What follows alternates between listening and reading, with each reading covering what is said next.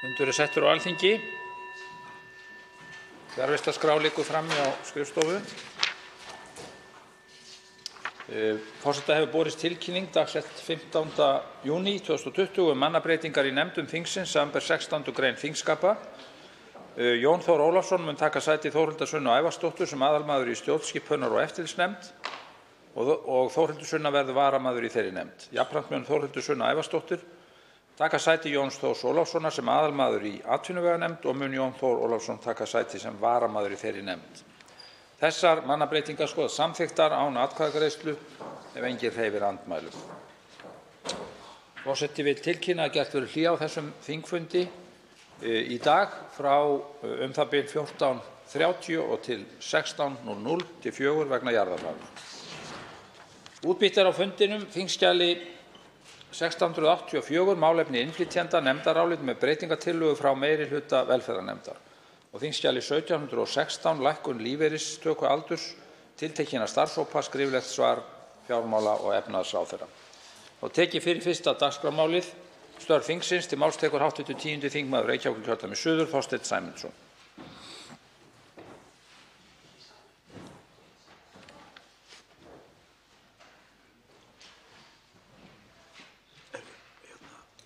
Herra forseti, svo gleðilegi atburður varð hér í gær að það var loksins skilað svari við fyrirspurn undirritað sem hefur verið lögð fram 7 sinnum og fyrst fyrir 2,5 ári rúmu síðan.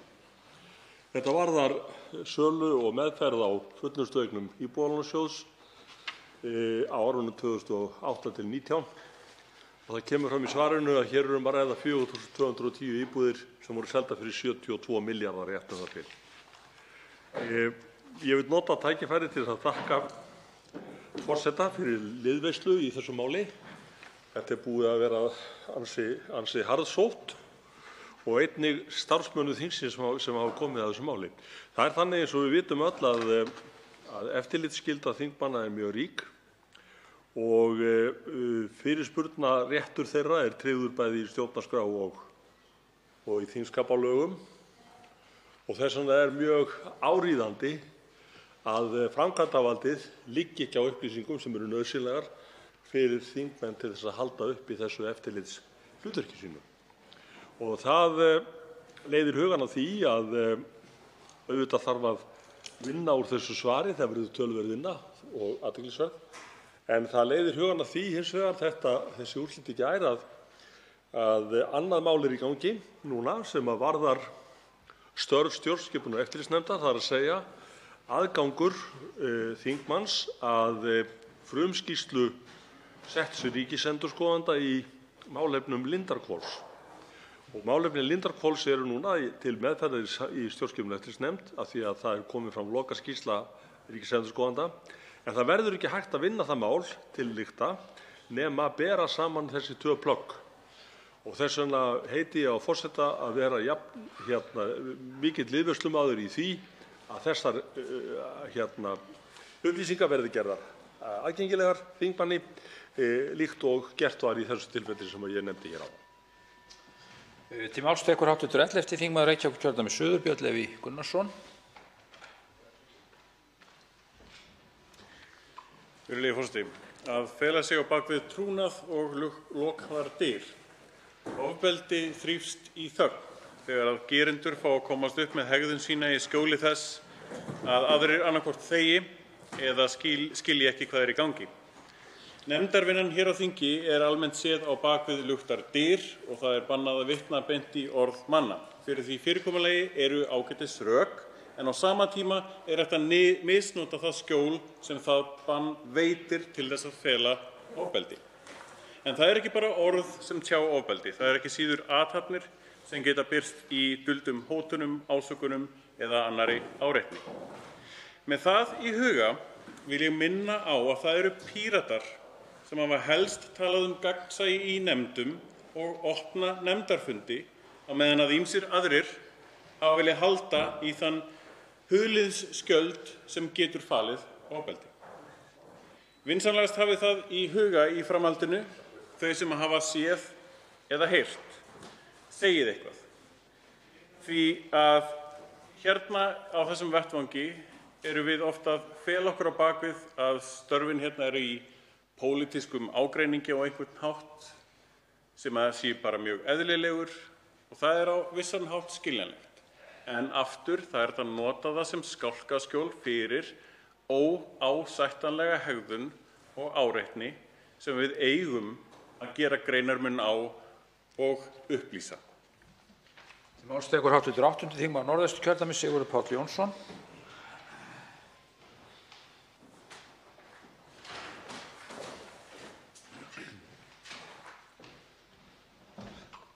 Hæstv. forseti. Ég ætla að vera svona aðeins á undan minni framtíð og vera í smá hátíðarskapi hér í dag í tilefni þess að á morgun 17. júní. Og ég raun að vera að lýsa yfir stolti mínu yfir því hvað ég er stoltur af minni þjóð, hvað hún hefur staðið sig vel í samstöðu í baráttunni við COVID-19 og hvað það hefur sýnt manni að sá kraftur sem því fylgir að standa saman gefur mikinn árangur. Þríeykið fræga hefur staðið sig með afbrigðum vel og það er mjög ánægjulegt að sjá hvað það ætlar að í raun og veru endast vel. Það sést vel núna eins og í gær þegar það var verið að byrja að opna landamærin og þríeykið hefur verið þar í undirbúningi og er að vinna við það líka og nýtur fulls traust þjóðarinnar og það lofar góðu eftir því sem fréttir gærkvöldsins sögðu manni. En framtíðin er óljós og við vitum ekki alveg hvað hún ber í skauti sér í þessum efnum frekar en öðru í lífinu og það er að berast fréttir af einhverjum endurupptöku faraldsins út í heimi en ég trúi því og treysti að okkur takist að halda áfram á þessari vegferð. Við höfum núna reynslu í því að þetta hafi tekist vel og getum byggt á þeirri reynslu áfram. En það sem kemur og er komið nú þegar hér inn á borð hjá okkur stjórnmálamönnum að það er að fást við afleiðingarnar efnahagslega og það verður þungur róður en ég trúi því og þar höfum við líka reynslu að hafa unnið okkur upp úr krísum efnahagslega að við getum lært að því öllu saman og framtíðin geti verið björt. Til máls tekur hv. 10. þingmaður Reykjavíkurkjördæmis norður Ólafur Ísleifsson.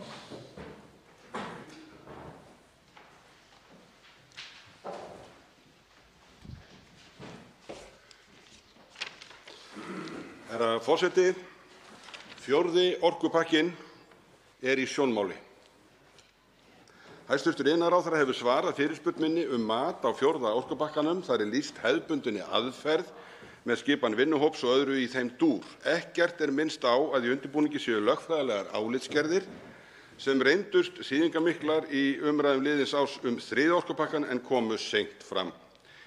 Helstu fjölmiðlum austan hafs og vestan ber saman að dómur þýska stjórnlagadómstólsins 5. maí síðastliðinn sé eins konar lögfræðilegt eldgos á vettvangi Evrópusambandsins. Dómurinn ber með sér yfirlýsingu að Þýskaland sé sjálfstætt ríki sem aðild á að samstarfi fullvalda ríkja en ekki runnið inn í evrópskt ríkjasamband. Þetta á jafnt við okkur. Við Íslendingar getum ekki látið undan kröfum afsal forræðis yfir auðlindum okkar. Raforkan er ekki eina dæmið þjóðarhagsmuni. Innflutningur hráakjötsins ógnar dýraheilbrigði og lýðheilsu og verður að hrinda með lagasetningu. Tími er kominn til að Íslendingar spyrni fast við fótum og fari þar að dæmi Þjóðverja í liðnum mánuði. Í tilefni af svari ráðherra er rétt að árétta að hinn stjórnskipulega þátt og aðrar lögfræðilegar spurningar þarf að kanna mun fyrr í ferlinu sem snýr að 4. orkupakkanum en gert var. Nú er rétti tíminn til að leita álits sérfræðinga á 4. orkupakkanum áður en það er seinna. Til máls tekur hv. 3. þingmaður Reykjavíkurkjördæmis norður Helgi Hrafn Gunnarsson.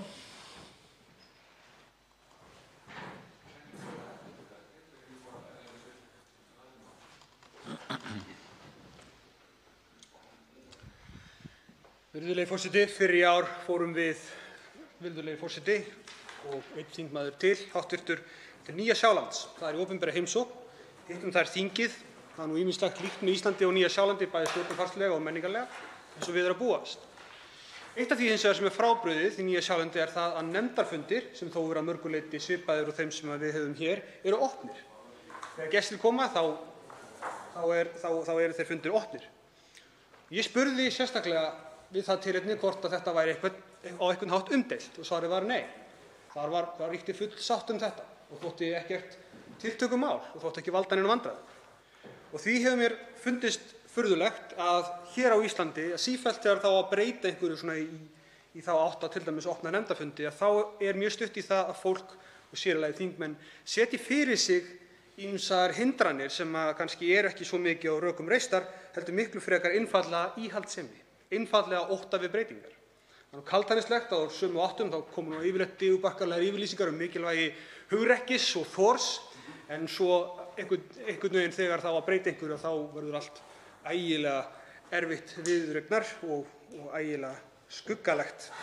Það jú víst fortíðin og hvernig hlutirnir hafa verið gerðir í gegnum aldanna rás sem skiptir mestu máli. Þar jú að finna hlýja öryggið þar sem fólk veit við hverju að búast.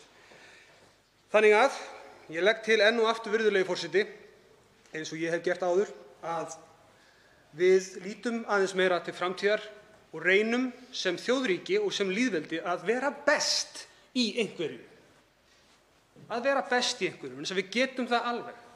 Ég legg til að við reynum. Ég legg til að við lítum fram á veginn, inn í framtíðina. Ekki bara aftur á bak og að lokum legg ég til að fundir fastanefnda Alþingis verði að jafnaði opnir. Til máls tekur hv. 10. þingmaður Suðurkjördæmis, Smári McCarthy.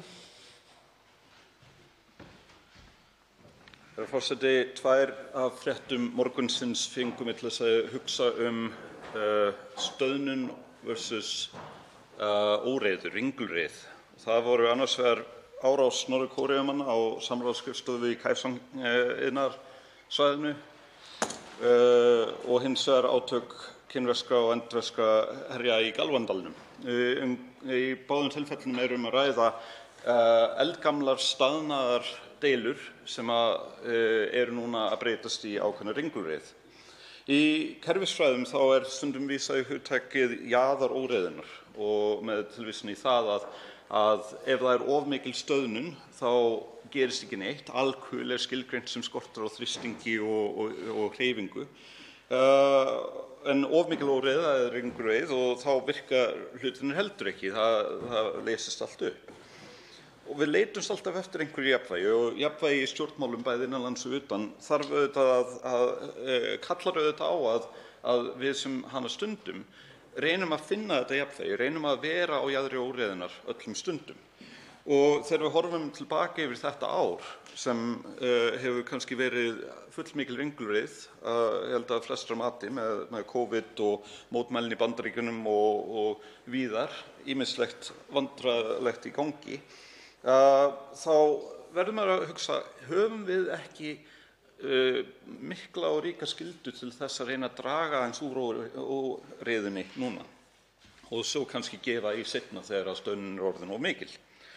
Mig langar svona í lokin að benda á góða grein Gauta P. Eggertssonar í Kjarnanum í morgun heift og blindni á eðlilegar siðvenjur sem stundum andstæðingur þess að við getum fundið þetta jafnvægi. Það mikilvægt að við áttum okkur á því hvenær of mikil óreiða, hvenær of lítil og reynum að stilla samfélaginu eftir því. Þá tekur til máls hv. 9. þingmaður Suðvesturkjördæmis, Willum Þór Þórsson.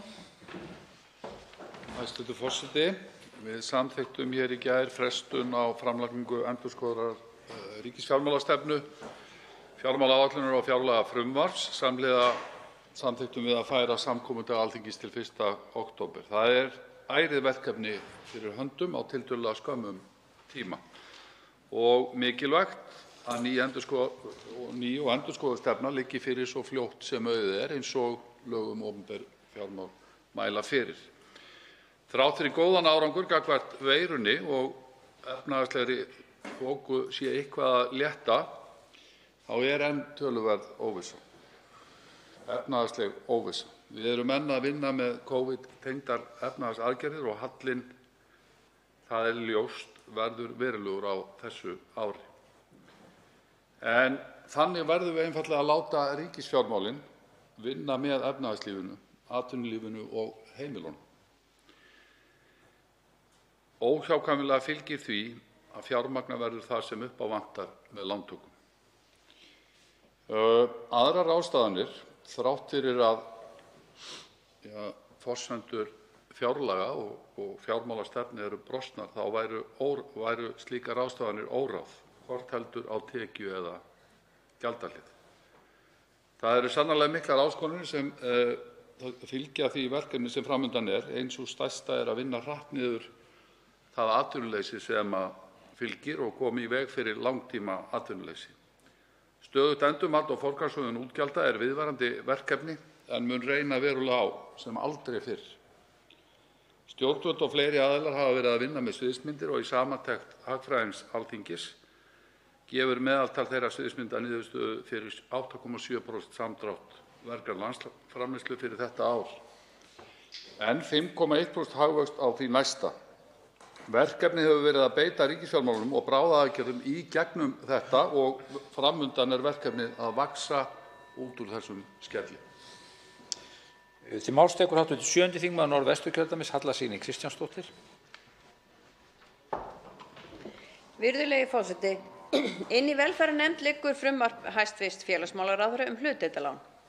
Þetta frumvarp er í samræmi við stjórnarsáttmála ríkisstjórnar og lífskjarasamninga á almennum vinnumarkaði núna á liðnu ári og þessu frumvarpi er ætlað að bæta stöðu ungra og tekjulágra á húsnæðismarkaði sem einnig ætti að nýtast þeim sem hafa misst sitt húsnæði og hafa ekki verið í eigin húsnæði í að til 5 ár.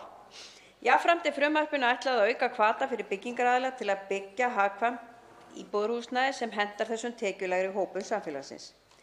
Hugmyndin að hlutdeildarlánum er fengin frá Skotlandi og þar hafa þau gefið góða raun og hafa leið til aukins framboðs á hagkvæmu húsnæði. Þar hefur einnig verið raunin að uppbygging hefur aukist í dreifbýlinu. Eðli málsins samkvæmt verði nýbyggingar út á landi þar sem ríkir markaðsbrestur á fasteignamarkaði dýrari en það sem eldra er. Með því að beina hlutdeildarlánum að hagkvæmum nýbyggingum skapast hvati til þess að byggja út á landi.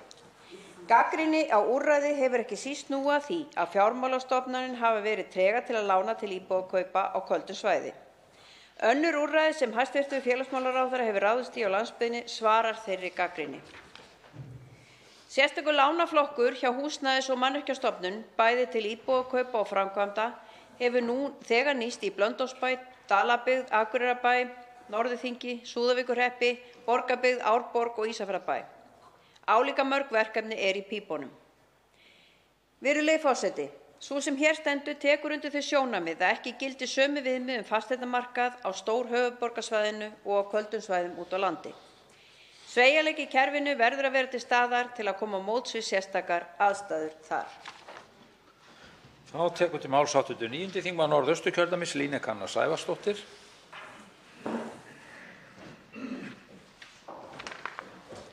Virðulegi forseti, störf stjórnskipunar- og eftirlitsnefndar hafa verið til umræðu hér í þingsal. Ég ætla ekki að gera störf nefndarinnar að umtalsefni hér enda heppilegra að þau séu rædd á fundum hennar. En í gær, 15. júní, barst hins vegar bréf til nefndarinnar og er bréfið svar hæstv. Forseta Alþingis við fyrirspurn nefndarinnar með hvaða hætti nefndum er almennt fært að ljúka frumkvæðisathugun. Mér finnst rétt að segja frá því hér að bréfið sé komið því málið hefur borið á góma í þingsal og svarið getur átt við allar nefndir þingsins. Þar kemur meðal annars fram að langalgengast er að frumkvæðismál sé í formi svonefndra upplýsingafunda þar sem nefnd fær á sinn fund gesti í tengslu við mál sem hafa verið til umræðu á opinberum vettvangi. Það er almennt gert að tillögu nefndarmanns eða nefndarmanna og nægir að fjórðungur eða 3 nefndarmenn óski eftir að mál sé tekið upp. Það er hins vegar í höndum meirihluta nefndarinnar hverju sinni að ákveða hvernig með hvert mál er farið. Tiltölulega fáum frumkvæðismálum lýkur með skýrslu til þingsins og nefndir hafa aðeins skilað þinginu einu áliti og 6 skýrslum athuganir sínar frá 2010. Einnig kemur fram að frumkvæðismál teljast ekki til hefðbundinna þingmála í merkingu 3. kafla þingskapa og fá því ekki sérstakt máls- eða skjalanúmer nema að athugun ljúki með skýrslu. Í bréfinu eru raktar 7 leiðir til að ljúka frumkvæðisathugunum. Þar kemur meðal annars fram að flestum athugunum ljúki án þess að sérstaklega sé bókað lok þeirra eða þeim ljúki með formlegum hætti. Að lokum vil ég þakka hv. þingmanni Þórhildi Sunnu Ævarsdóttur fyrir samstarfið í stjórn stjórnskipunar- og eftirlitsnefndar nú þegar hún hefur hætt störfum í nefndinni og hverfur til annarra nefndarstarfa. Til máls tekur hv. 12. þingmaður Suðvesturkjördæmis, Guðmundur Ingi Kristinsson. Virðulegur forseti, ég kem hér ánægður upp til að þakka hæstv. félags- og barnamálaráðherra skjót viðbrögð þegar hann hækkaði bílastyrki til fatlaðra 20% og reddaði þar með þeim bílum sem hafði hækkað 1 milljón í hafi vegna gengisfalls. En á sama tíma vil ég senda út þau skilaboð að það ömurlegt til þess að hugsa að meirihlutinn í Reykjavíkurborg skuli ganga það langt að ætla að stoppa umferð þessara sömu einstaklinga og annarra fatlaðra göngugötur Reykjavíkurborgar. Skýringin á þessum ósköpum er sú vegna þess að það er ekki bílastæði fyrir fatlaða í göngugötunum. En hver tók burtu bílastæði fatlaða þar sem voru í göngugötunum? Það er sama Reykjavíkurborg. Og önnur skýring er sú að það sé auðvitað ekki hægt að hafa göngugötur opnaðar fyrir fatlaða vegna þess að ef að fatlaður einstaklingur á bíl keyrir inn götuna eins og hann má og næsti á eftir brýtur lög, þá er það þeim fatlaða að kenna. Hvers slags skilaboð eru þetta? Og hvers slags fordómar eru í gangi? Og þetta endurspeglast líka á nýrri frétt þar sem er opnað hús á Borgarfirði eystra. Það segir orðrétt með leyfi forseta í fréttinni: vantar lyftu sem kostar 7 milljónir. Húsið er ennþá lyftulaust af því því illgengilegt hreyfihömlum með bröttum stiga. Húsið var dýrara en búast var við og til að spara var það frestað að kaupa 7 milljóna króna lyftu en lyftustokkurinn er klár. Sjálfsbjörg Landssambands heimilanna hefur gert athugasemd við þessa ráðstöfun. Það var dýrt að setja inn lyftuna. Hvað kostaði lyfta? Jú, 7 milljónir. Hvað var hún að heildarkostnaði? 3,5%. Mundi þetta hús verða opnað eða vantaði stiga? Mundi byggingarfulltrúi opna þannig hús? Eða vantaði gluggar? Eða hurðir? Eða var bara óeinangrað? Nei, aldrei. Þá tekur til máls hv. 6. þingmaður Reykjavíkurkjördæmis suður, Kolbeinn Óttarsson Proppé.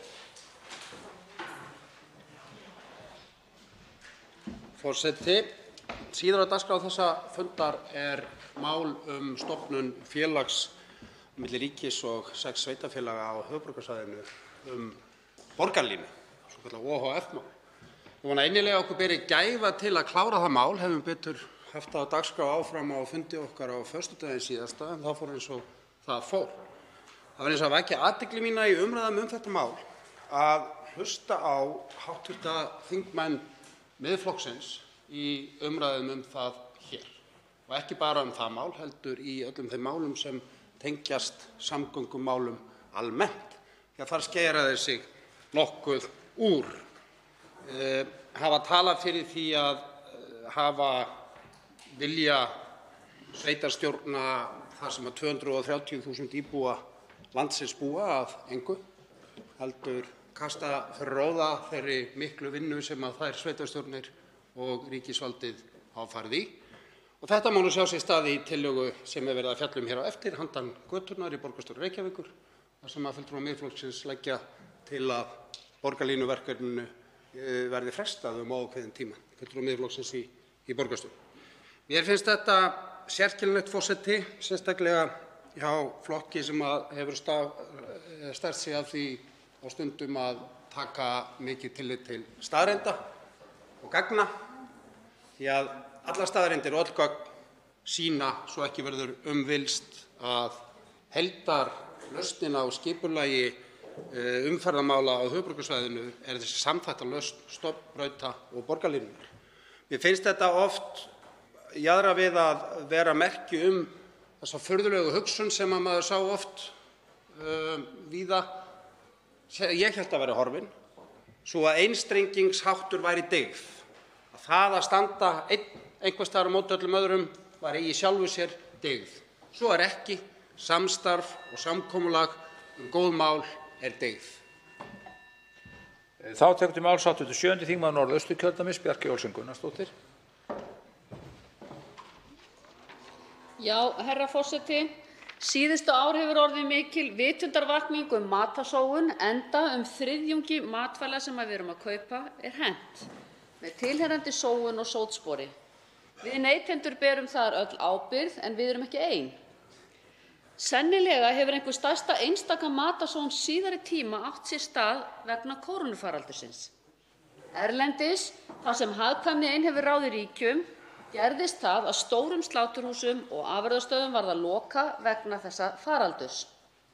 Gríðarlega mikil sóun hlaust af því, þar sem að farga þurfti sláturdýrum og hella niður mjólk og grænmeti rotnaði á ökrum. Þetta til áminningar það að til þess að við séum örugg okkar matvælaframleiðslu þá verður einnig að hafa í huga að þanþolið í kerfinu sé í lagi, að við séum ekki með öll eggin í sömu körfunni. Af því að fæðuöryggi snýst ekki eingöngu það að við framleiðum nægan mat hér, heldur líka að við getum komið honum á markað til landsmanna. En af hverju ég að tala þetta hér? Verð á ýmsu grænmeti hefur hækkað vegna þess að framboð á því minnkaði af því að það fengust ekki farandverkamenn í Evrópu í uppskeruna. Þess vegna og í því samhengi verð ég að segja að það afar ánægjulegt að við erum búin að semja við íslenska garðyrkjubændur að auka framleiðslu á íslensku grænmeti 25% á næstu árum. Við getum lítil áhrif haft á það sem gerist úti í hinum stóra heimi, en við getum séð til þess að við framleiðum stærri hluta því sem við borðum hérna heima með skynsamlegum hvötum í samningum sem að draga úr sótspori landbúnaðar og auka framleiðni. En leið verðum við alltaf að huga því vel og vandlega þegar við kaupum inn að hafa það í huga að við ætlum að nýta það en ekki að henda. Til máls tekur hv. 8. þingmaður Reykjavíkurkjördæmis norður, Birgir Ármannsson. Herra forseti, tvö atriði sem fram hafa komið hérna í þessari umræðu sem ég vil aðeins nefna. Í fyrsta lagi þá finnst mér ástæða til þess að taka undir með hv. þingmanni Ólafi Ísleifssyni að dómur þýska stjórnlagadómstólsins afar merkilegur og ennþá ófyrirséð hvaða áhrif hann hefur, en hann auðvitað lýsir ákveðnum ágreiningi sem á sér stað innan Evrópusambandsins valdmörk þjóðríkja og svo hinna yfirþjóðlegu stofnana, og það mjög áhugavert fyrir okkur að fylgjast með því. Í okkar tilviki hins vegar ekki eða á ekki að vera neitt ágreiningur það að Ísland ekki bundið af því að innleiða tilskipanir eða reglugerðir frá Evrópusambandinu. Það okkar val. Það hins vegar ljóst að það að menn geti sagt nei þýðir ekki að þeir eigi að segja nei, og það þarf að vera einhver skynsemi í því hvenær menn nota tækifæri sín til þess að segja nei. Hitt atriði sem ég ætla að nefna það sem fram kom hér áðan varðandi frá fleiri en einum hv. þingmönnum Pírata það að hafa opna nefndarfundi, og sem talsmaður breytinga og róttækni hér í þingsalnum þá finnst mér rétt að taka undir að það geta verið rök fyrir opnum nefndarfundum, og raunar það svo að opnir nefndarfundir eru miklu tíðar í dag heldur en var hér fyrir segjum 10 árum síðan eða eitthvað svoleiðis. Þeir voru óþekktir hér lengi en eru ekkert sjaldgæfir í dag, þó að það sé undir nefnd komið hverju sinni að velja tilefnið. Það eru kostir og gallar. Gallarnir eru kannski það að það næst ekki sama trúnaðarsamtal innan nefndar eins og menn hafa nefnt, og eins að gestir geti verið tregari til þess að veita nefnd þær upplýsingar sem beðið.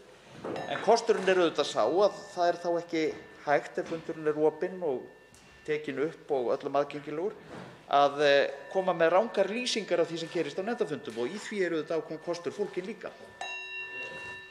Til máls tekur hv. 10. þingmaður Norðausturkjördæmis, Albertína Friðbjörg Elíasdóttir.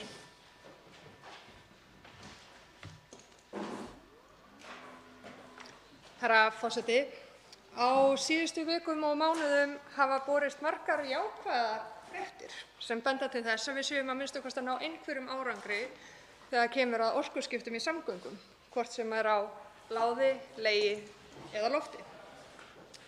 Við sjáum öra fjölgun rafbíla í flota landsmanna, við heyrum fréttir af flugvélum sem að fljúga á rafmagni og sömuleiðis spennandi þróun í orkuskiptum á sjó. Á aðalfundi Landverndar nýverið var samþykkt áskorun til stjórnvalda að banna innflutning bensín- og díselbíla fyrir árið 2023 og innflutning vinnuvéla og tækja sem ganga ekki fyrir hreinum orkugjöfum fyrir árið 2025. Sannarlega metnaðarfullt markmið, en staðreyndin er að til þess að ná alvöru árangri þá verðum við líka að setja okkur alvöru markmið. Staðreyndin er þó sem betur fer að Íslendingar virðast ætla sér að taka þátt í orkuskiptunum. Þannig er 45% af nýskráðum bílum á Íslandi það sem af er á þessu ári raf- eða tengiltvinnbílar. En því miður er þó enn nokkuð af hindrunum í vegi frekari fjölgunar rafbíla, að minnsta kosti í huga fólks. Helsti flöskusálsinn nú er að það eru enn og fáar hleðslustöðvar á hverjum stað, jafnvel bara 1 eða 3 eins og er við Staðarskála. Það þýðir á vinsælum ferðaleiðum getur myndast biðröð, en þess á milli er notkunin auðvitað minni og því á mörkunum hvort fjárfesting á fleiri hleðslustöðvum borgi sig. Við þurfum að bregðast við því á einhvern hátt. Ein leiðin væri sú sem að Þjóðverjar hafa valið að setja skyldu á hleðslustöðvar á hverri bensínstöð, en önnur leið sem mig langar að nefna hér og er að vinna að væri að gera breytingar á hlutverki RARIK og fela þeim að flýta fyrir uppbyggingu stærri hleðslustöðva á lykilsvæðum landið. Þannig tel ég að við getum tekið stærri og hraðari skref í átt að orkuskiptum í samgöngum. Þá tekur til máls að síðustu og ræðir störf þingsins 89. þingmaður Suðurkjördæmis Vilhjálmur Árnason. Virðulegi forseti, það eru 2 sem má kalla kannski réttindamál sem langar að taka upp hér í dag sem við hér á Alþingi þurfum að horfa til og hæstv. Ráðherra sem fara með það málaflokk. Og fyrst vil ég taka undir með hv. þingmanni Guðmundi Inga Kristinssyni það að það er ólíðandi hvernig aðgengismálin er hægt að láta reka á reiðanum. Það þarf að vera alveg skýrt og hæstv. félagsmálaráðherra þarf að kanna það með okkur hvernig við getum komið aðgengismálum inn í reglubundið eftirlit með byggingum, bara eins og byggingareftirlit eða brunaeftirlit og annað slíkt. Það er engar byggingar eða teikningasamþykkt nema það uppfylli brunakröfur og flóttaleiðir og annað slíkt og aðgengismál fyrir fatlaða er bara algjörlega sama með. Þetta er öryggismál, þetta er réttindamál og þarna þurfum við að finna einhverja lausn þannig að þetta falli bara inn í það eftirlit sem er nú þegar til staðar og passar vel að. Hitt sem ég vildi nefna við þurfum að kanna það er það hvort það sé einhverjar breytingar í kjaraviðræðum sem við getum breytt. Það er ólíðandi að hópar og ítrekað séu með útrunna kjarasamninga. Af hverju í ósköpunum er það eitthvað í þessu ferli sem við höfum búið til hérna eða gert venju eða sett lög eða annað slíkt sem gerir það verkum að það sé hægt að leyfa sér að fara langt fram yfir gildistíma kjarasamningunum að ná kjarasamningum. Og ég er nú sérstaklega með hugann við félaga mína í lögreglunni. Þeir hafa nú ekki verkfallsrétt, en þetta virðist líka verið lenskan hjá öðrum stéttum sem hafa þó verkfallsrétt. Þannig að eitthvað þurfum við að finna leiðir til þess að breyta þessu og koma í veg fyrir þetta af því að þetta er bara mjög bagalegt fyrir alla aðila að svona skuli vera viðkomin. Umræðum störf þingsins er lokið. Tekið fyrir annað dagskrármálið. Tímabundnar heimildir til fjárhagslegrar endurskipulagningar. Stjórnarfrumvarp 814. mál á þingskjali 1428 með áorðnum breytingum á þingskjali 1692, 3. umræða. Enginn hefur hvatt til hljóðs og er umræðu lokið. Verður nú hringt til atkvæðagreiðslu.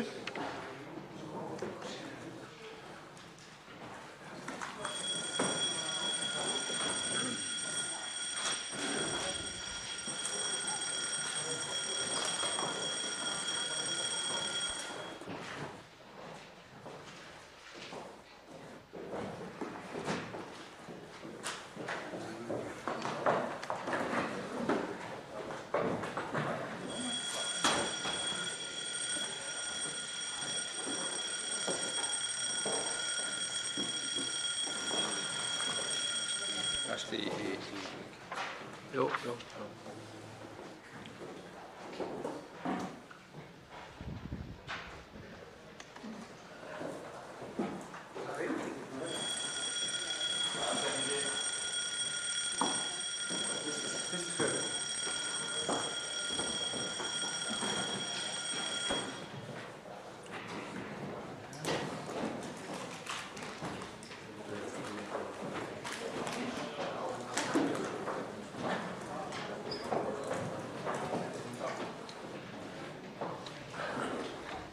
Greidd eru atkvæði annað dagskrármálið. Það eru tímabundnar heimildir til fjárhagslegrar endurskipulagningar stjórnarfrumvarp 814. mál á þingskjali 1428 með áorðnum breytingum á þingskjali 1692. Greidd eru til máls tekur atkvæðagreiðsluna hæstv. Dómsmálaráðherra Áslaug Arna Sigurbjörnsdóttir.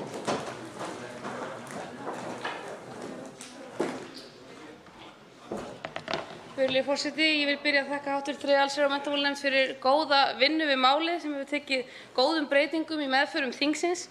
Ríkisstjórnin hefur auðvitað lagt sig í líma við að hjálpa heimilum og fyrirtækjum að koma sér í gegnum öldurótið sem Covid-19 hefur skapað og þetta er eitt af þeim málum, einn liður í aðgerðum til að koma líflínu til fyrirtækja sem orðið hafa fyrir gríðarlega miklu tekjuhruni og það er nauðsynlegt að skapa fyrirtækjum í þessum aðstæðum skjól til uppbyggingar.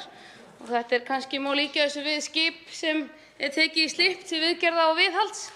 Mikilvægt á þessum tímum enda óvænt áfall og frumvarpið getur orðið mjög mikilvægt fyrir fjölda fyrirtækja sem hafa átt erfitt uppdráttar vegna COVID og með þessu frumvarpi mögulega komist fram hjá gjaldþrotum fyrirtækja sem hefðu í eðlilegu árferði séð fram á rekstur til framtíðar. Greidd verða atkvæði frumvarpið í heild og hefst nú atkvæðagreiðslan.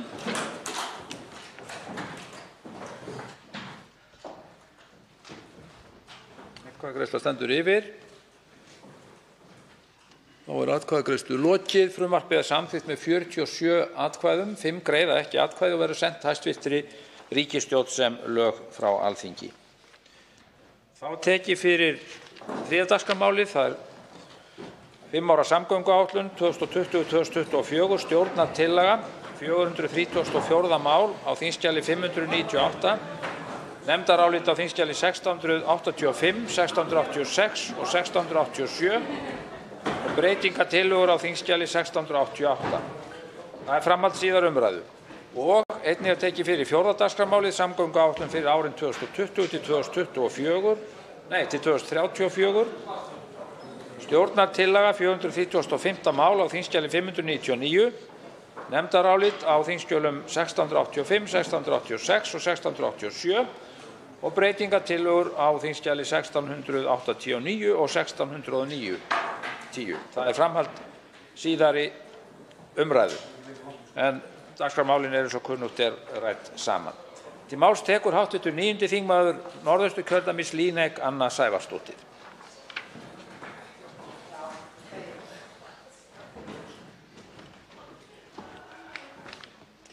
Virðulegi forseti. Hér höldum við áfram umræðu samgönguáætlun við aðra umræðu en áætlunirnar voru afgreiddar úr umhverfis- og samgöngunefnd í síðustu viku. Nefndin fékk þessar áætlanir til umfjöllunar í byrjun desember og síðan þá hefur farið fram mikil vinna í nefndinni, vinna sem ég er virkilega ánægð með og stolt af og vil þakka samstarfið það verkefni.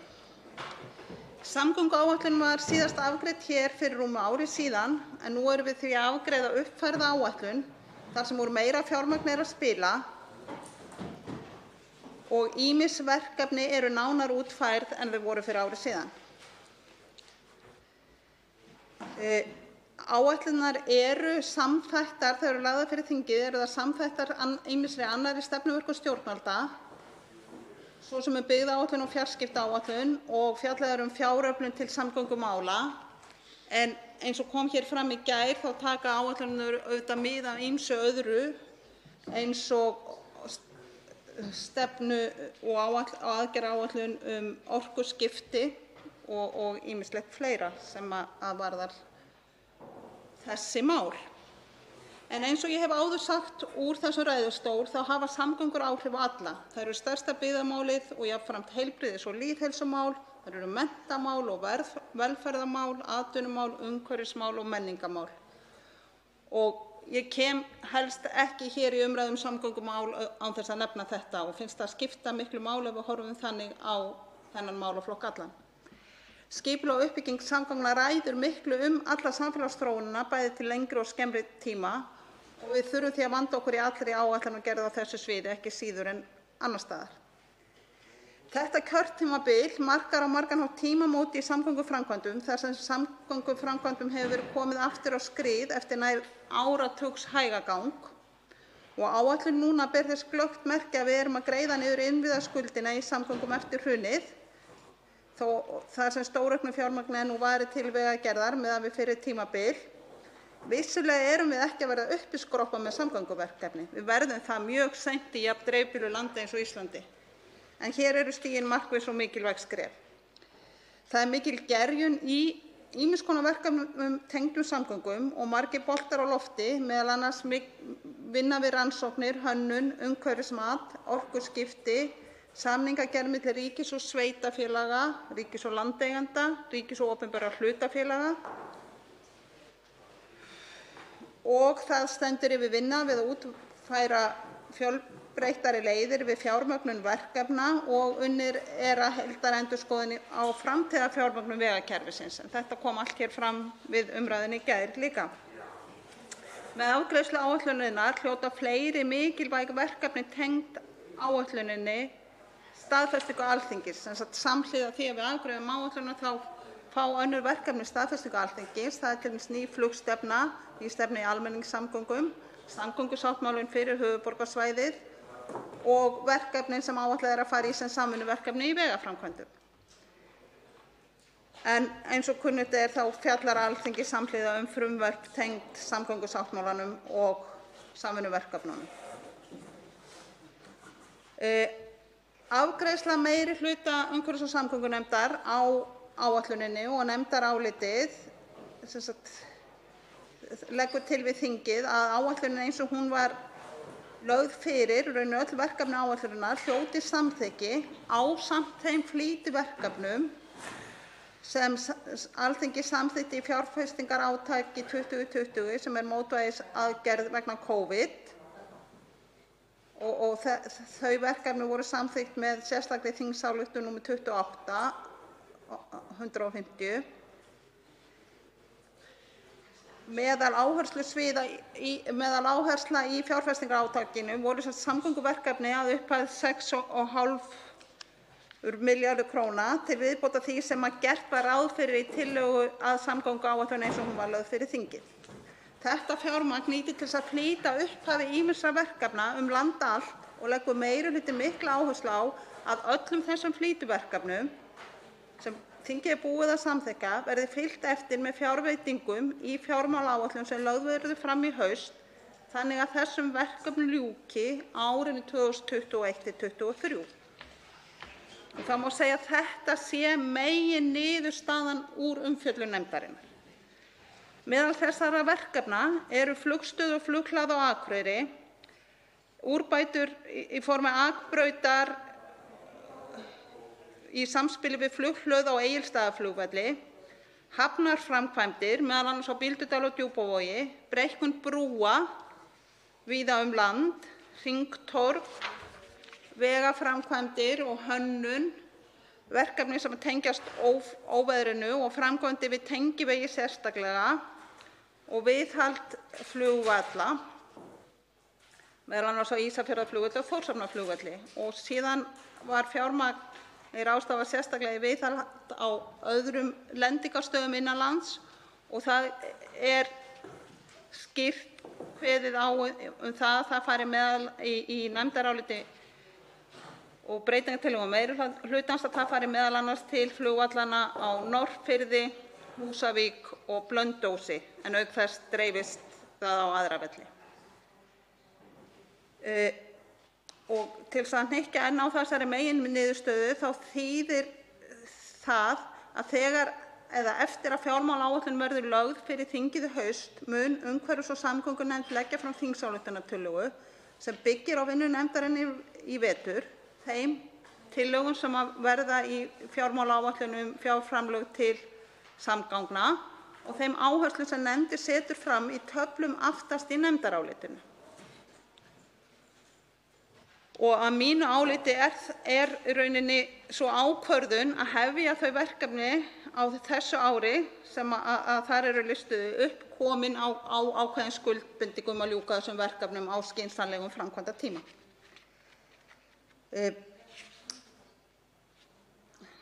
Svo aðeins yfirferð yfir svona kannski af handahófi yfir ýmis mikilvæg verkefni áætlunarinnar, en það eru margar stórar og mikilvægar framkvæmdir sem líklegar eru til að skapa ný tækifæri í íslensku samfélagi og stuðla að allra handa nýsköpun.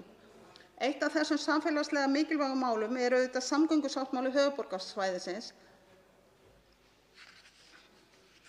Stóru tímamótin með sáttmálanum eru að með honum sameinast ríkið og 6 sveitarfélög á höfuðborgarsvæðinu samgönguskipulag fyrir alla íbúa höfuðborgarsvæðisins og fjármögnun uppbyggingar mannvirkja og almenningssamgöngur í 15 ár. Samvinna sveitarfélaganna skipulag umferðar svæðið í heild er risastórt skref og aðkoma ríkisins tryggir samspil við umferð að og frá höfuðborginni í flugi hafnir og stofnbrautir, meðal annars með tengingu við skipulag Sundabrautar, en gert er ráð fyrir að tillögur legu Sundabrautar liggi fyrir í lok sumars. Í samgöngusáttmálanum er gert ráð fyrir umtalsverðum framkvæmdum við innviði allra samgangna á höfuðborgarsvæðinu, stofnbrautir, sérakreinar fyrir forgangsumferð, göngu- og hjólastíga auk þess sem átak verði gert í umferðarstýringu. Greiningarvinna vegna útboðs á ljósastýringum er hafin, en betri umferðarstýring getur haft veruleg áhrif á umferðarflæði með hlutfallslega litlum tilkostnaði. Tilgangur samgöngusáttmálans er meðal annars að flýta framkvæmdum en uppfærð framkvæmdaáætlun sáttmálans verður áfram hluti af samgönguáætlun og þannig verður Alþingi áfram gert kleift að halda heildarsýn yfir samgönguframkvæmdir í landinu. Samgöngusáttmálinn er að mínu áliti mjög mikilvægur liður í að skapa þessa heildarsýn fyrir fjárfestingu og framþróun samgöngukerfis landsins í heild og liður í að tryggja sátt samgönguframkvæmdir land allt á næstu 15 árum. Virðing allra samningsaðila fyrir samkomulagi og heilindi vinnu að framgangi þess er svo lykill að því að áætlanir gangi eftir og nýtist öllum íbúum landsins. Svo langaði mig aðeins að koma inn á framkvæmdir á mismunandi vegflokkum. Það var reyndar komið inn á töluvert af þessu í umræðunni í gær, en ég ætla að stoppa við eitthvað af því. En nefndin leggur sérstaka áherslu á stofnvegir sem enn hafa ekki fengið bundið slitlag njóti sérstaks forgangs í framkvæmdum. Þessir vegir eru reyndar flestir áætlun en mögulegt að flýta og hraða því að framkvæmdum við þá ljúki alveg. Þarna eru til dæmis vegir eins og Skógarstrandarvegur, vegur til Borgarfjarðar eystri og Bárðardalsvegur, svo eitthvað sé nefnt, en einnig Þverárdalsvegur og Bíldudalsvegur og vegur milli Sandgerðis og Garðs. Í sum þessi verkefni þarf sérstaka fjárveitingar en aðrar er hægt að vinna sem hluta af öryggis- og viðhaldsverkefnum þar sem eru pottað til ráðstöfunar á hverju ári. Tengivegir eru líka mjög mikilvæg verkefni og sérstök fjárveiting er ætluð til styrkingar og lagningar bundins slitlags á umferðarlitla tengivegi til þess að auka öryggi á vegum. Atvinnuhættir, breytt skipulag grunn- og leikskólaþjónustu og vaxandi umferð ferðamanna að náttúruperlum við slíka vegi hafa gjörbreytt umferðarþunga og álagi á þessa vegi.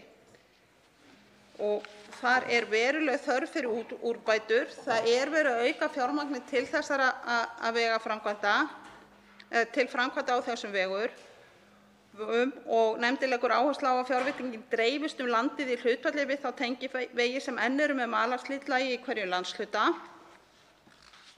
en leggur áherslu á að það fylgi áfram fjármagn til framkvæmda á tengivegum á næstu árum. Héraðs- og styrkvegir eru kannski þeir vegir sem fá almennt minnsta athygli í samgönguáætlun. En leið flestra íbúa dreifbýlisins sem fara tengivegi endar á héraðs- eða styrkvegum. Og þeir eru þess vegna stór hluti af þessum malarvegum sem að íbúar strjálbýlisins eiga leið daglega. En ástand vegakerfisins í dreifðum byggðum hefur oft úrslitaáhrif varðandi samkeppnishæfni og nýsköpun í atvinnusvæði landsvæða. Þannig höfum við dæmi að þröngar og veigalitlar brýr hindri umferð fólksflutningabíla og flutninga á landbúnaðarafurðum og dragi þannig úr möguleikum til að þróa atvinnustarfsemi og jafnvel til að halda áfram þeirri starfsemi sem þegar til staðar. Þess vegna leggur nefndin til að það verði farið ákveðna vinnu til að greina rauninni reglurnar sem gilda þessa vegi og hvernig megi rauninni tryggja jafnræði þeirra sem reka atvinnurekstur í dreifbýli, jafnræði þeirra að samgöngum á við aðra, hvort sem þeir búa við héraðsvegi, tengivegi eða stofnvegi.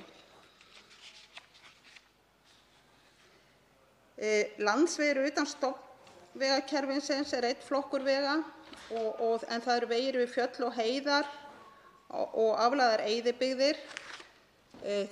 Notkun á þessum vegum hefur aukist mikið á síðustu árum en fjármagn til þess að sinna þessum vegum kemur fyrst og fremst af viðhaldsfé Vegagerðarinnar og meirihlutinn leggur þess vegna til að Vegagerðinni verði farið að leiða vinnu við að greina fjármagnsþörf og skynsamlegt fyrirkomulag vegbóta á landsvegum utan stofnvegakerfisins og þannig mætti ganga kannski markvissar í að bæta þær leiðir sem að samstaða er að viðhalda í góðu ástandi. Nú er gert ráð fyrir í þessari samgönguáætlun að það verði farið í heildstæða greiningu á jarðgangakostum á Íslandi og jarðgangakostum verði forgangsraðað til lengri tíma.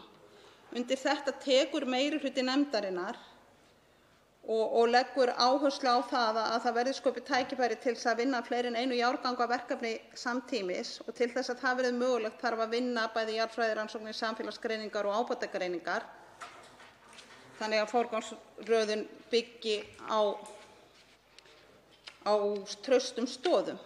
En eina verkefnið í áætluninni núna eru jarðgöng á Austurlandi og nefndin leggur áherslu á að jarðgangagerð á Austurlandi skilar ekki fullum ávinningi nema verkefnið verði unnið sem samfelld heild sem skilar hringtengingu vega í landshlutanum.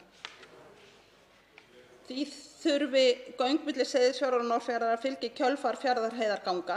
Raunar gæti vinna við göngin milli Seyðisfjarðar og Norðfjarðar hafist áður en vinnu við Fjarðarheiðargöng væri að fullu lokið. En nefndin leggur áherslu á að rannsóknum og undirbúningi við hringtenginguna ljúki sem fyrst svo hægt verði að hefja framkvæmdir leið og fjármagni fyrir hendi.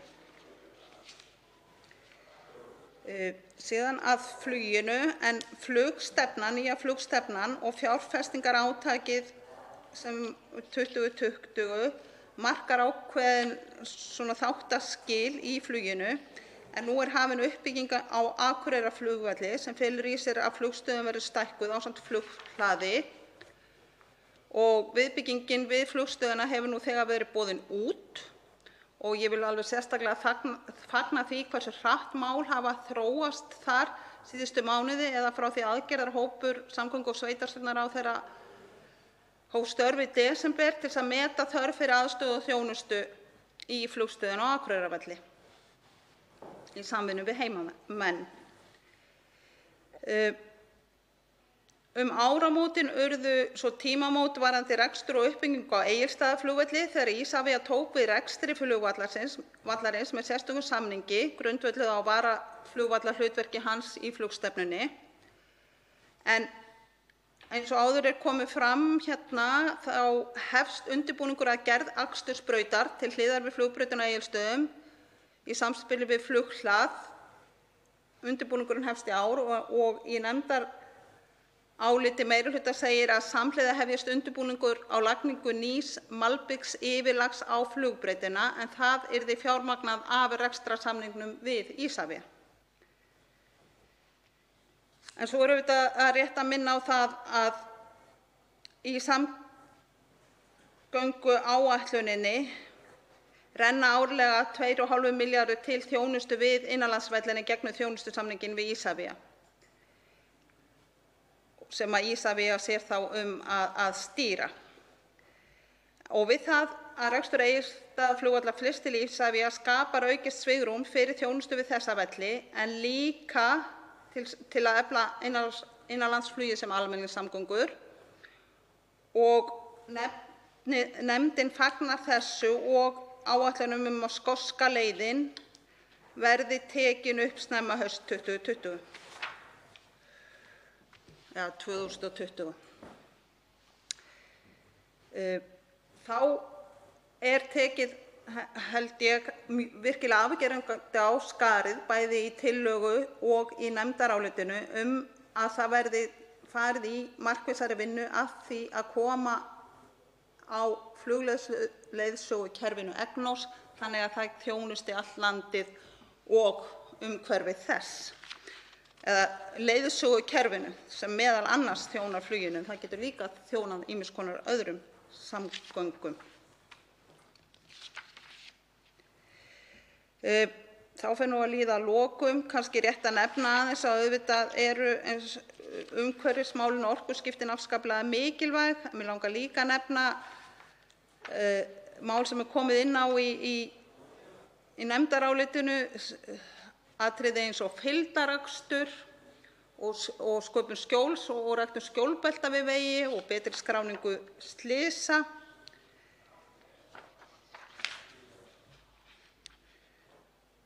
En að lokum langar mig að benda á það að á blaðsíðu 15–16 í nefndarálitinu sjálfu er listi yfir verkefni sem meirihluti nefndarinnar leggur áherslu á að hefja vinnu við fyrr en nú er áætlað þegar að liggur fyrir hvaða svigrúm myndast á árunum 2025 til 2034 í kjölfar þeirra verkefna sem að hefjast í ár og gert ráð fyrir að ljúki á fyrsta tímabili vegna sérstaks fjárfestingarátaks.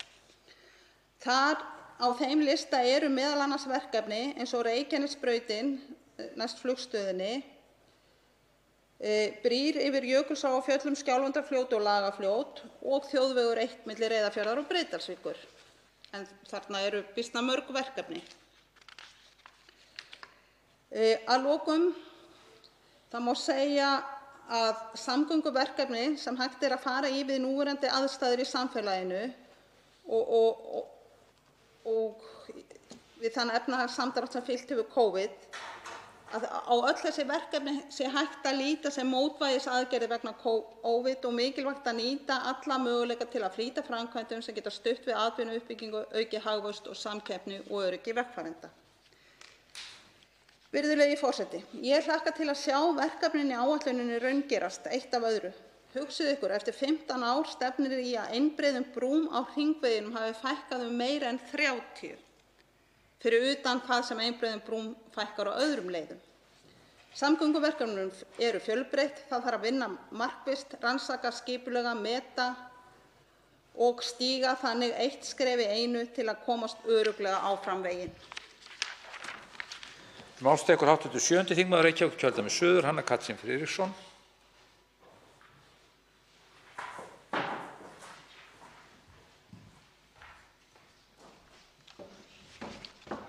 Herra forseti. Svo staðreynd að samgöngur eru lífæð þjóða á ekki síst við í okkar fámenna og strjálbýla landi. Þrátt fyrir það liggur fyrir að yfirvöld hafa hér árabil vanrækt það hlutverk sitt af einni eða annarri ástæðu að sinna almennilegri uppbyggingu og viðhaldi á vegum landsins. Og þegar við bætast nýjar áskoranir vegna gríðarlegra fjölgunar ferðamanna síðustu árin, þá er ljóst að aðgerða er þörf. Allt í allt er talið að uppsöfnuð þörf í samgönguinnviðum okkar sé 400 milljarðar króna. og sú staðreynd endurspeglast í þeirri vinnu sem liggur að baki þeirrar samgönguáætlunar sem til afgreiðslu hér, rúmu ári eftir að Alþingi samþykkti síðast samgönguáætlun. Mig langar aðeins samhengisins vegna að rifja upp sögu samgönguáætlana síðustu ár. Haustið 2016, ég ætla ekki að fara lengra aftur, fyrir þingslit vegna óvæntra kosninga þá haustið var samþykkt samgönguáætlun sem fékk þá einkunn ansi fljótlega, jafnvel í umræðunni sjálfri, að vera kosningaplagg án innistæðu. 2 árum síðar, haustið 2018, var því lögð fram ný samgönguáætlun sem ætlað var að vera raunsærri. Af henni hlaust mikil og á köflum hörð umræða, ekki síst vegna hræringa og ágreinings innan stjórnarflokka sem gerði að verkum að áætlunin sjálf og forsendur hennar tóku sífelldum breytingum á meðan umhverfis- og samgöngunefnd var að vinna málið. En á endanum, í febrúar 2019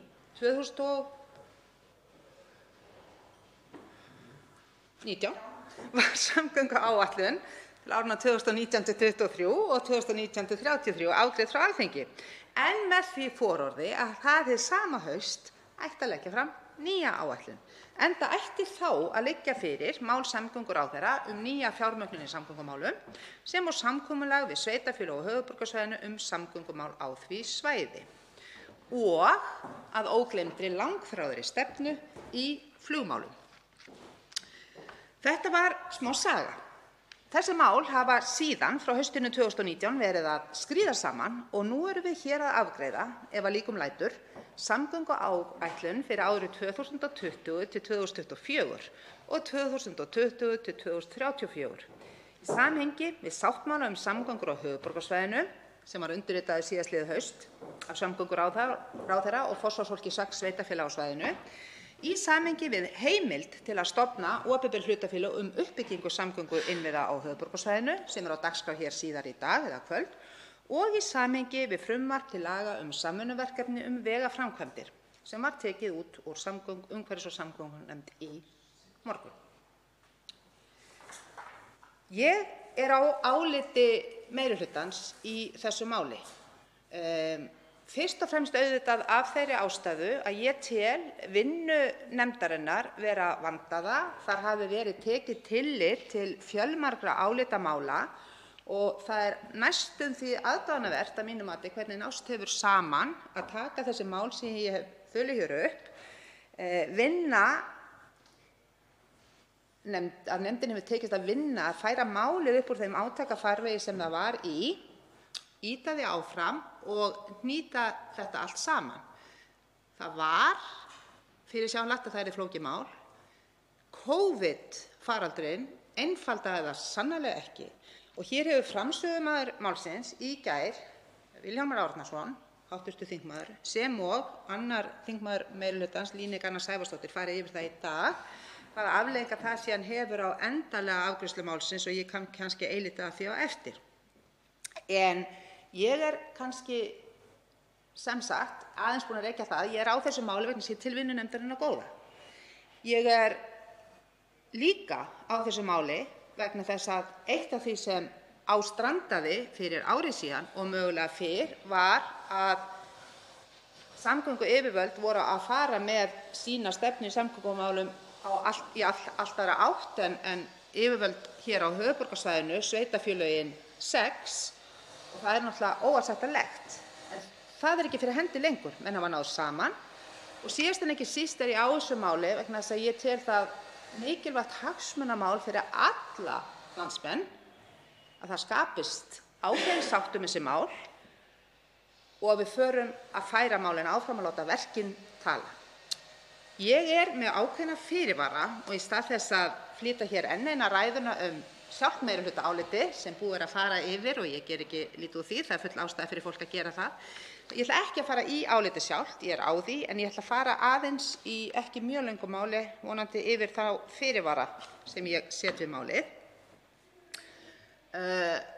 Fyrst er þess eðlis, þetta er jákvæður fyrirvari, að mér finnst ástæða til að fagna því og ég árétta það að samgöngusáttmálinn sem var undirritaður af hálfu ríkisins og sveitarfélaga síðastliðið haust er nú orðinn hluti af stefnumótandi langtímaáætlun í samgöngumálum en ekki bara einhver neðanmálsgrein. Og sérstaklega er að mínu mati jákvæðar áherslur á borgarlínuna.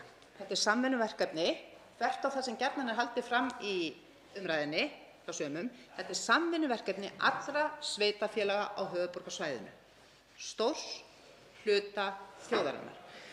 Þessir aðilar hafa þvert á flokkslínur sammælst um þessa nálgun. Og þessi framkvæmd er ekki bara nauðsynleg til þess að samgöngukerfi þessa þéttbýlasvæðis ráði í náinni framtíð við vænta fjölgun einkabíla í umferðinni, heldur er aukin áhersla á almenningssamgöngur forsenda þess að við náum markmiðum okkar í loftslagsmálum. Þess utan kemur þessi framkvæmd til móts við væntingar og óskir þess fjölda íbúa á þessu svæði sem vill þennan samgöngumáta, sem vill geta valið að ferðast á þennan hátt.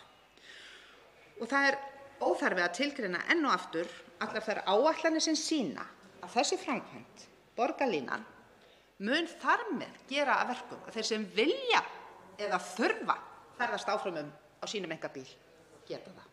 Nokkuð sem þeir myndu illa geta án þessara framkvæmdar.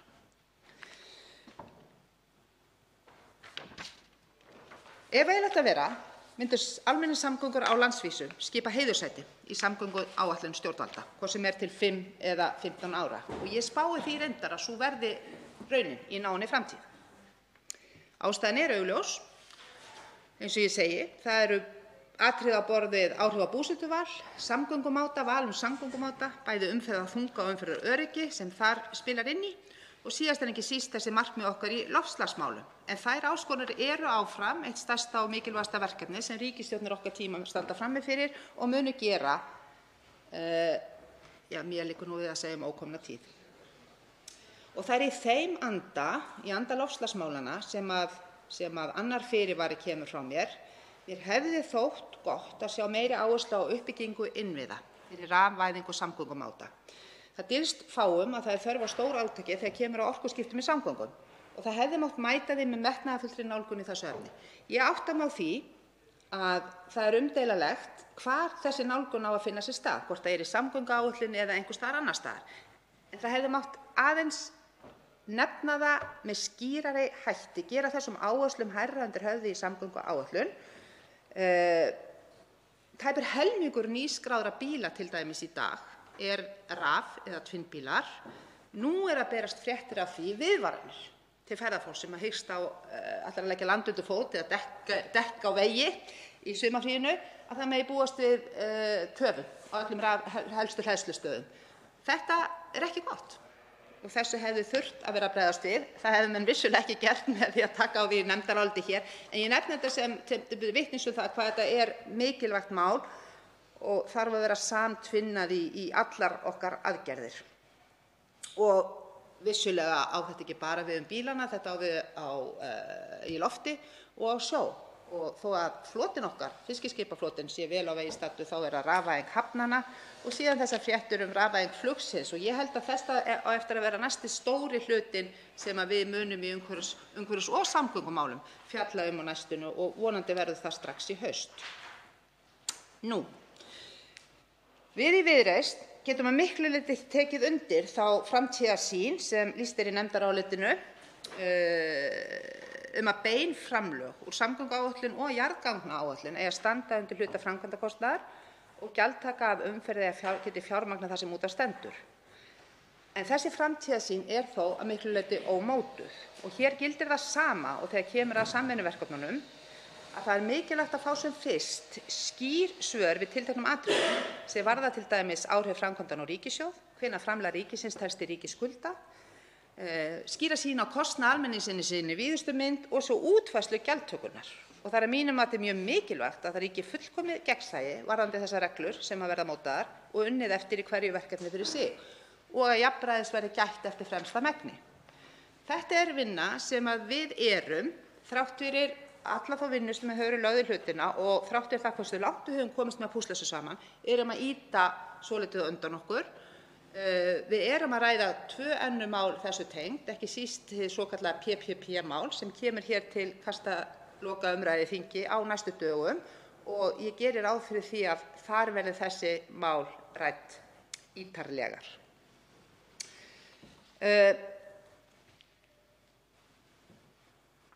Það er fjallað í nefndarálitinu hversu mikil áhrif Hröð tækniþróun í myndgreiningu getur haft í þá átt að stórauka möguleikana á því að mæla og greina umferð og hversu góð áhrif það getur síðan haft auðvitað á uppbyggingu og þróun. Með því að tengja myndgreiningu við ökutækjaskrá er hægt að fá mjög ítarlegar upplýsingar augljóslega dreifingu umferðar, ítarlegri en áður hefur þekkst. Það er hægt að sjá hvaðan hún kemur, hvert hún að fara, hvenær, hvernig bílar að keyra hvert og svo framvegis. Og þetta hljómar mjög vel þegar við erum að líta til uppbyggingu samgöngumannvirkja. En við megum ekki gleyma því að á bak við umferðinni er fólk og það eru einstaklingar. Og það sem við erum raunverulega að segja er að við getum fylgst með því hver einstaklingur í gegnum skráningu á bíl að fara, hvaðan hann að koma, hvenær sólarhringsins, hversu oft og á hvernig bíl. Og þá hljómar þetta allt í einu pínulítið varhugaverra en bara það að við séum að skoða umferðina. Það er bara þannig. Þannig að þó að sé einsýnt að þessar upplýsingar geti gefið mikilvæga og gagnlega innsýn í samsetningu og flæði umferðar, þá verðum við að muna og hafa í huga hér í þessum sal að söfnun þessara upplýsinga er líka mjög mikið inngrip í persónufrelsi vegfarenda. Sérstaklega ef staðan er sú að þeir vita ekki af því að við erum að safna þessum upplýsingum. Og þar liggur fyrirvari minn. Það þarf að vanda mjög vel til verka og við verðum hér á Alþingi að eiga gott og mikið samstarf við Persónuvernd til að tryggja að ýtrustu skilyrði persónuverndarlaga séu virt. Og það er nauðsynlegt að það eigi sér stað víðtæk kynning á meðal almennings á umfangi þessara mælinga og jafnframt að skýrt sé hvernig aðgengi að þessum upplýsingum er háttað. Og það er mjög mikilvægt að þetta sé ekki einhver eftirmáli sem við kveikjum á þegar mál er að verða þroskað, köllum fulltrúa Persónuverndar á einn fund, hlustum á þau, skamm okkur og lofum bót og betrun. Þetta mál er of stórt fyrir þannig vinnubrögð sem við höfum svolítið tamið okkur þegar kemur að persónuvernd.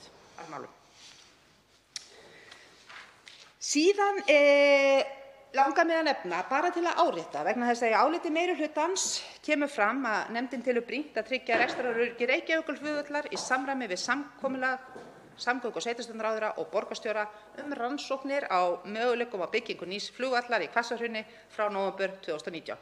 Þessi langa setning ekki frá mér komin, hún í álitinu. Þetta alveg hárrétt og mikilvægt að virða, af því það er mikilvægt að virða samkomulag.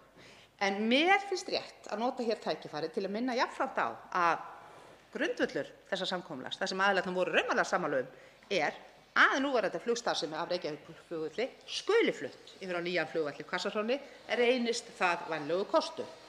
Og það sem mér finnst ekki síður mikilvægt að þetta tiltekna samkomulag víkur ekki til hliðar samkomulagi þáverandi innanríkisráðherra og borgarstjóra frá árinu 2013 að ráðuneytið og Isavia hafi forgöngu að kennslu og einkaflugi verði fundinn nýr staður í nágrenni borgarinnar. Og mér skilst og fram kom á fundum umhverfis- og samgöngunefndar með borgarstjóra annars vegar og samgönguráðherra að á næstu 5 árum muni nýjum æfinga- og kennsluflugvöllur verða fundinn staður, svo að Reykjavíkurflugvöllur, þessar miklu snertilendingar sem þar eiga sér stað, verða þar ekki lengur. Þannig að það er enn eitt samkomulagi hér sem eðlilegt að tiltaka í þessari áætlun allri. Síðan langar mig að nota tækifæri hér, og það er hluti af fyrirvara mínum, að nefna eitt sem að mér finnst skipta máli, og það er að aðkoma fulltrúa sveitarfélaganna verði meiri eða mögulega formlegri þegar kemur að forgangsröðun verkefna í samgönguáætlun. Og ég segi þetta vegna þess að nefndin hélt fjölmarga fundi með fulltrúum sveitarfélaga eins og vaninn fjölmarga. Og það skorti ekkert á tímann sem nefndin gaf sér til að hlusta á fulltrúana. Og þeir fulltrúar sveitarfélaga, þetta annaðhvort fulltrúar einstaka sveitarfélaga eða samtaka sveitarfélaga eða einhvern veginn flokkuð niður, komu vel undirbúin.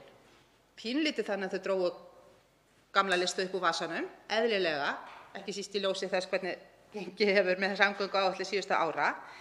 En það sem ég sérstaklega nefna hér, þó að margar af þeim áherslum sem komu fram hjá sveitarfélögunum hafi skilað sér inn í vinnu nefndarinnar við afgreiðslu samgönguáætlunar og vissulega margar þessi sveitarfélagi eiga yfirleitt ágæt samskipti við Vegagerðina, þá hefur það viljað brenna við að hópar sveitarfélaga sem liggja saman koma á fund til okkar þar sem þessi sveitarfélög hafa komið sér saman forgangsröðun innan eigin raða.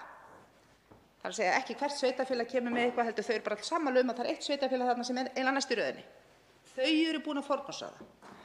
Og mér finnst að það ætti að vera keppikefli okkar hér þegar slíka nálgun sveitarfélaga er að ræða að ganga að því ef kostur er. Að færa slíka ákvörðunartökur eiginlega út í sveitarfélaginu ef hægt er. Og mér finnst það skipta miklu máli. Ef að þau ná að koma sér saman á þennan hátt, þá finnst mér einfaldlega ekki okkar að hafa einhverja aðra skoðun á því, nema í einhverju sérstöku tilfellum þar sem koma til einhverju stærri hagsmunir. Þannig að ég brydda upp á sig hér, mér finnst þetta hluta fyrirvaranum, sem sagt að formgera þessa aðkomu þeirra á einhvern hátt. Að öðru leyti í mínu fyrirvara lýsi ég yfir ánægju með ágæta samstöðu innan umhverfis- og samgöngunefndar varðandi markmið og forgangsröðun þessarar umfangsmiklu samgönguáætlun sem að hún er bæði fyrir árið 2020–2024 og hins vegar 2020–2034 þó hún sé vissulega eðli málsins vegna óljósari.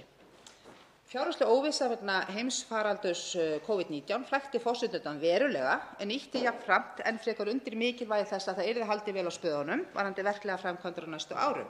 Og ég tel að nefndinni hafi tekist ágætlega vel til við að mæta þessum sérstöku aðstæðum, sérstaklega í þeim hluta sem nær til 2024.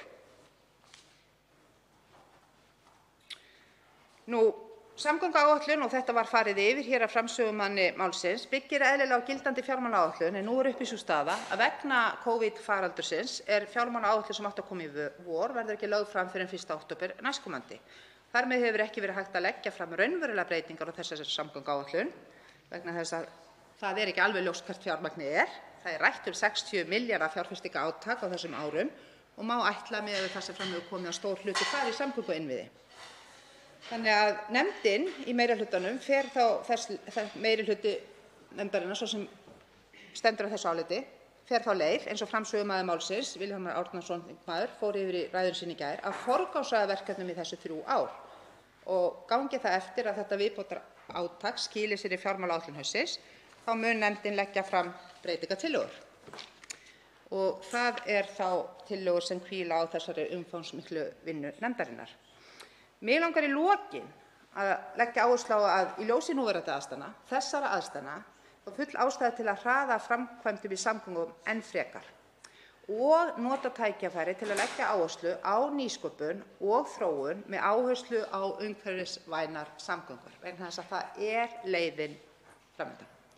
Þetta gæti orðið mjög mikilvægur liður og yrði í endurreisn efnahagsins og ég treysti því að umræða þessar áherslur og ákvarðanir og aðgerðir í kjölfarið muni eiga sér stað í tengslum við fjármálaáætlunina í haust.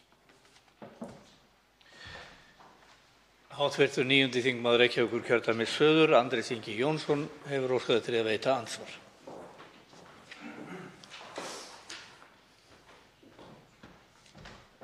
Virðulegur forseti, ég vil þakka þingmanninum ágæta yfirferð og langar að spyrja hana út í nokkur atriði.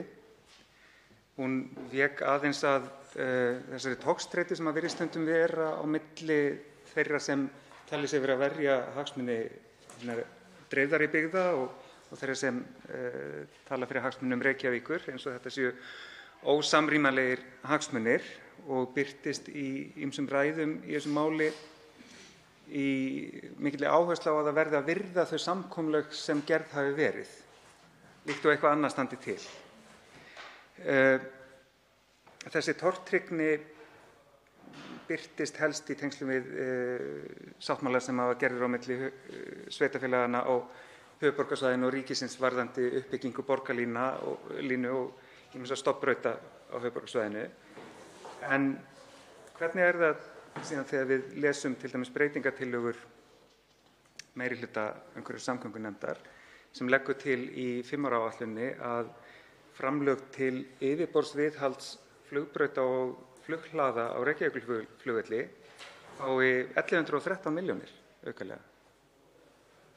Það virkar nefnilega dálítið ef maður setur sig í þessi tortryggnisspor, eins og það sé ekki full einlægni á bak við þann yfirlýsta vilja ríkisins að flugvöllurinn fari um leið og annar betri eða jafngóður kostur finnst, vegna þess að rúmur milljarður í framkvæmdir á þessum flugvelli. Þar eru menn varla að sjá fyrir sér að afskrifa þá fjárfestingu á örfáum árum, þeim fáu árum sem við héldum að væru til stefnu til að flytja flugvöllinn. Hvort þetta sé eitthvað sem hafi verið rætt sérstaklega í nefndinni? Og hv. 7. þingmaður Reykjavíkurkjördæmis suður, Hanna Katrín Friðriksson, svarar nú andsvari. Já, Reykjavíkurflugvöllurinn blessaður. Það nú gott að hann komst almennilega á dagskrá í þessari umræðu. Nei, sko, þetta mál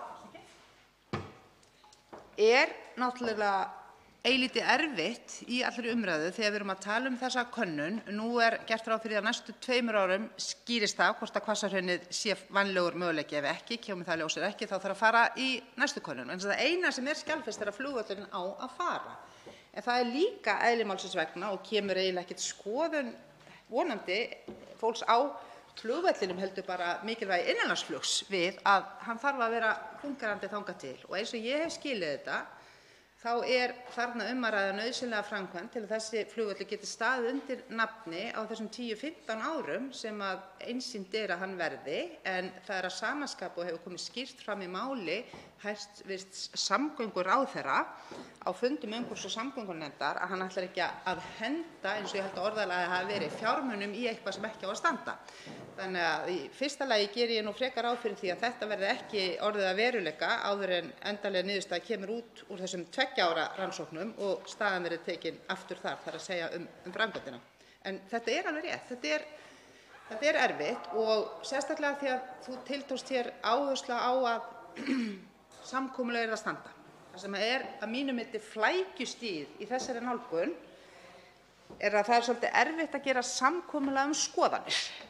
Og það verður alltaf svolítið matskennt hvort einhver næsti kostur góður kostur til að flytja. Þannig að því leyti, af því að fylgismenn þess að flugvöllurinn sé nákvæmlega það sem hann tala gjarnan að það sé verið að þrengja að og menn standi ekki við samkomulag. Ég svolítið frekar á því að það orðið þreytandi þessum menn finna nýjum stöðum og nýjum hugmyndum allt í foráttu í krafti þeirra vitneskju að meðan ekki næst samkomulag það, þá flugvöllurinn það sem hann Þannig að þetta ekki alveg einfalt. Og hv. 9. þingmaður Reykjavíkurkjördæmis suður, Andrés Ingi Jónsson, veitir nú andsvar síðara sinni. Virðulegur forseti, já, ég skil nú alveg ráðherrann að vilja ekki kasta peningum í eitthvað sem ekki á að standa og ef við tökum þennan tímaramma sem hv. þingmaður nefnir, 10 eða 15 ár þar til að nýtt flugvallarstæði geti fundist, þá þýðir það 5-10 ár frá því að síðustu krónunum af þessum 1113 milljörðum verði varið í viðhald á núverandi flugvelli. Þannig að tregðan til að finna nýjan kost, ég held að hún minnki síst við þessar framkvæmdir.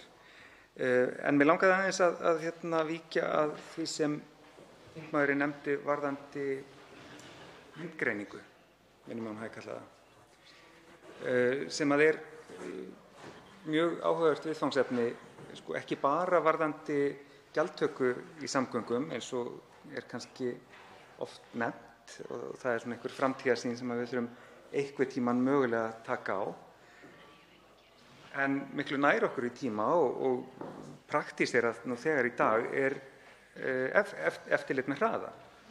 Meðalhraðaeftirlit eitthvað sem Vegagerðin hefur stefnt að núna í sennilega 5 ár að fasa inn í staðinn fyrir punkteftirlitið sem sinnt af sjálfvirkum kössum eða lögreglu.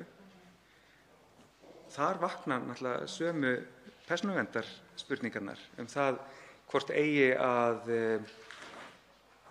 skima alla bíla sem fara fram hjá myndavél og athuga hvort í raun ganga út frá því að þeir séu mögulega að fara að brjóta lög og svo tékka á því hvað þeir eru lengi fram hjá næsta punkti. Þetta er gríðarlegt eftirlit sem þarna yrði sett upp og mig langaði aðeins að hlera þingmanninn með það hvort að þessi þáttur hefði verið ræddur eitthvað í nefndinni undanfarið en ekki bara í tengslum við gjaldtöku. Hv. 7. þingmaður Reykjavíkurkjördæmis suður svarar nú andsvari síðar eftir sinni. Það er hv. þingmaður Hanna Katrín Friðriksson. Já, herra forseti.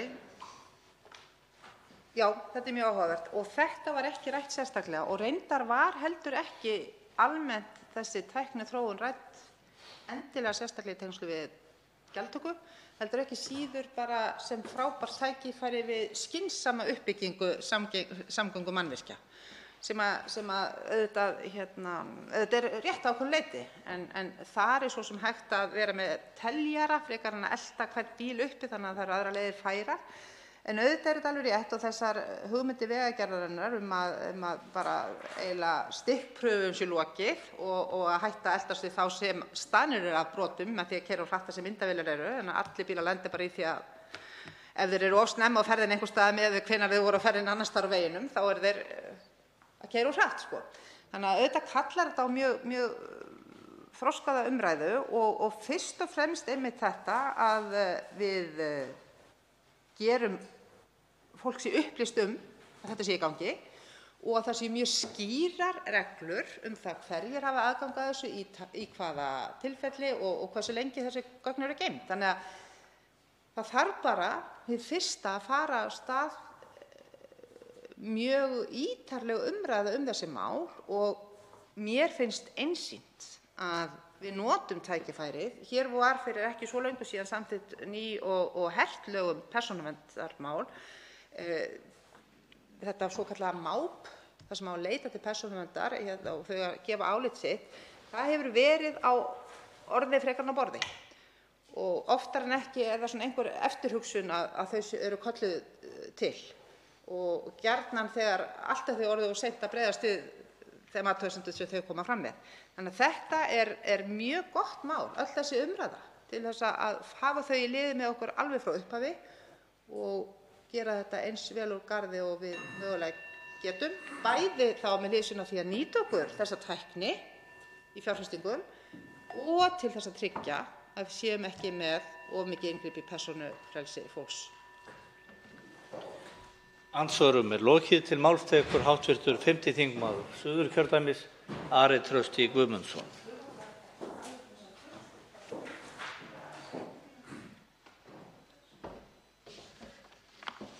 Herra forseti. Eftir töluvert mikla vinnu og töluverðar rannsóknir og gleðilega samstöðu í umhverfissamgöngunum, þá liggur fyrir þessi samgönguáætlun og við vitum það að grunnurinn var lagður 2019 má segja með því fororði að þessi samgönguáætlun stjórnarflokkanna yrði endurskoðuð í einhvers konar samstöðu þeirra flokka á árinu sem að fylgdi, sem er árið í ár og það voru gerðar töluverðar breytingar á þeirri bæði samgönguáætlun, sérstaklega nefndarálitinu og við vitum það jú að þetta plagg verður endurskoðað aftur, þannig að þetta er vissulega lifandi áætlun, lifandi plagg. Vegakerfið okkar sem eru yfir 12.000 kílómetrar á lengd er mjög fjárfrekt, fjárþörfin er upp til 500 milljarðar, 400 til 500 milljarðar og þá er verið að hugsa fyrir að koma vegum landsins svona flestum í mjög gott eða þokkalegt horf og að mínu mati þá kallar það á sérlausnir og við verðum að reikna með löngum tíma, nokkuð löngum tíma í að vinna þetta verkefni og þolinmæði sumra, sérstaklega í afskekktari hlutum landsins, það mun reyna á hana eins og hingað til. Þetta er uppsafnaður vandi að hluta vegna ýmissa aðstæðna sem ég ætla ekki að reka þó ég nefndi ekki nema bara í margfræga hrun og afleiðingar þess. Þannig að þegar verið er að vinna úr þessu þá skiptir miklu máli. Lykilatriði eru flýting framkvæmda annars vegar og svo ný forgangsröðun eða endurskoðuð forgangsröðun sem er svo sem alltaf til skoðunar.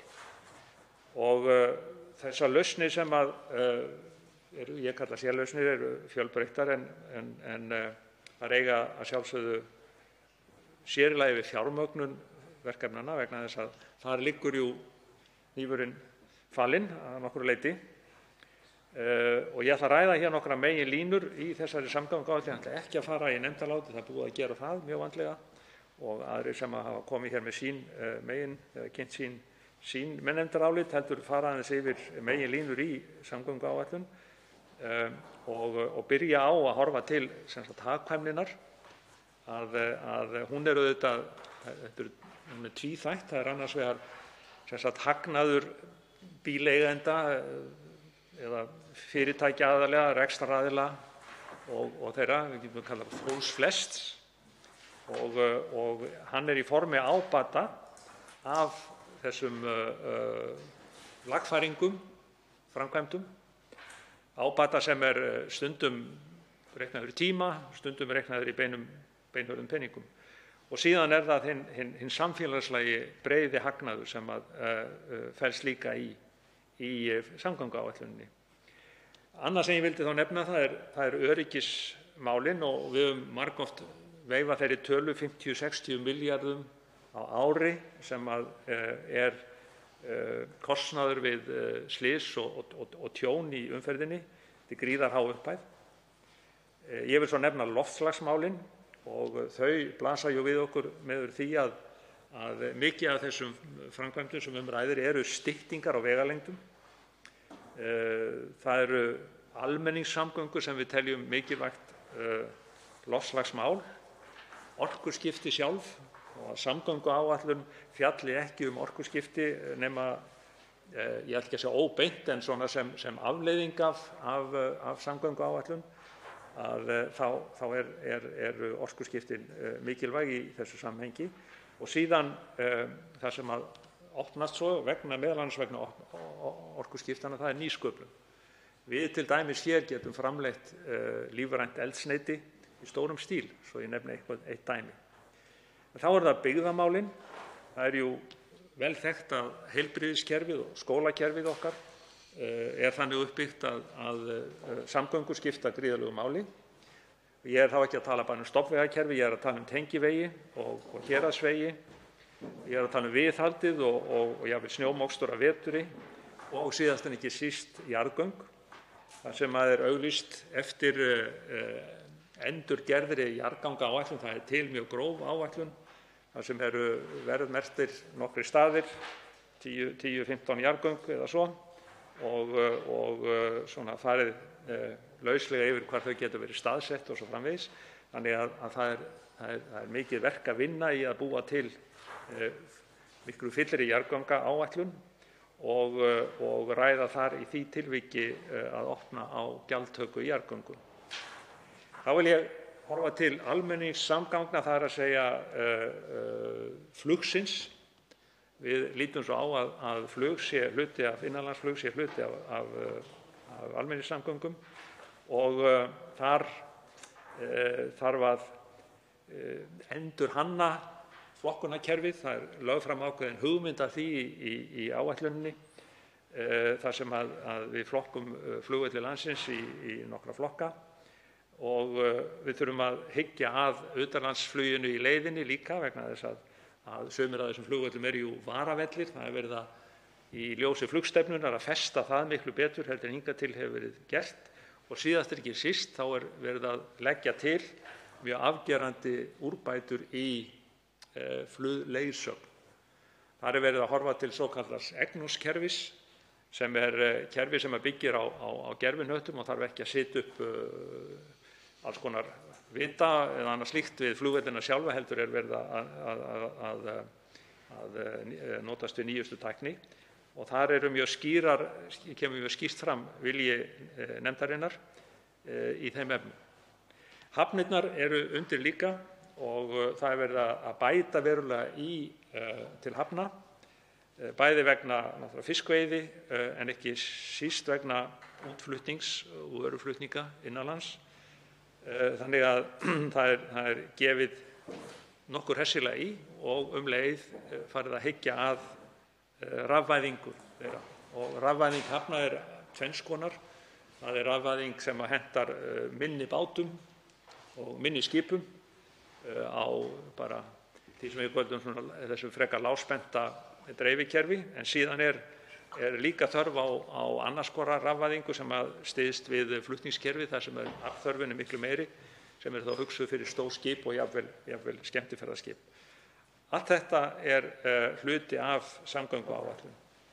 Og svo hinn hluti almenningssamgangna, það er að segja á hjólum fyrir allt landið, samhæfing farartækja, hvort það heitir ferjur, flug eða bílar, og inn í þetta fléttast svo samgöngusáttmálinn fyrir höfuðborgarsvæðið sem við köllum bara höfuðborgarsáttmálann gjarnan, þar sem hugsað upp á þeirri sérlausn að stofna félag framkvæmdir þar sem ríkið og bæjarfélögin hér á höfuðborgarsvæðinu taka sig saman að leysa risastórt verkefni sem að koma almenningssamgöngum og umferð á höfuðborgarsvæðinu í nútímalegra horf. Og þar er líka verið að hugsa fyrir veggjöldum.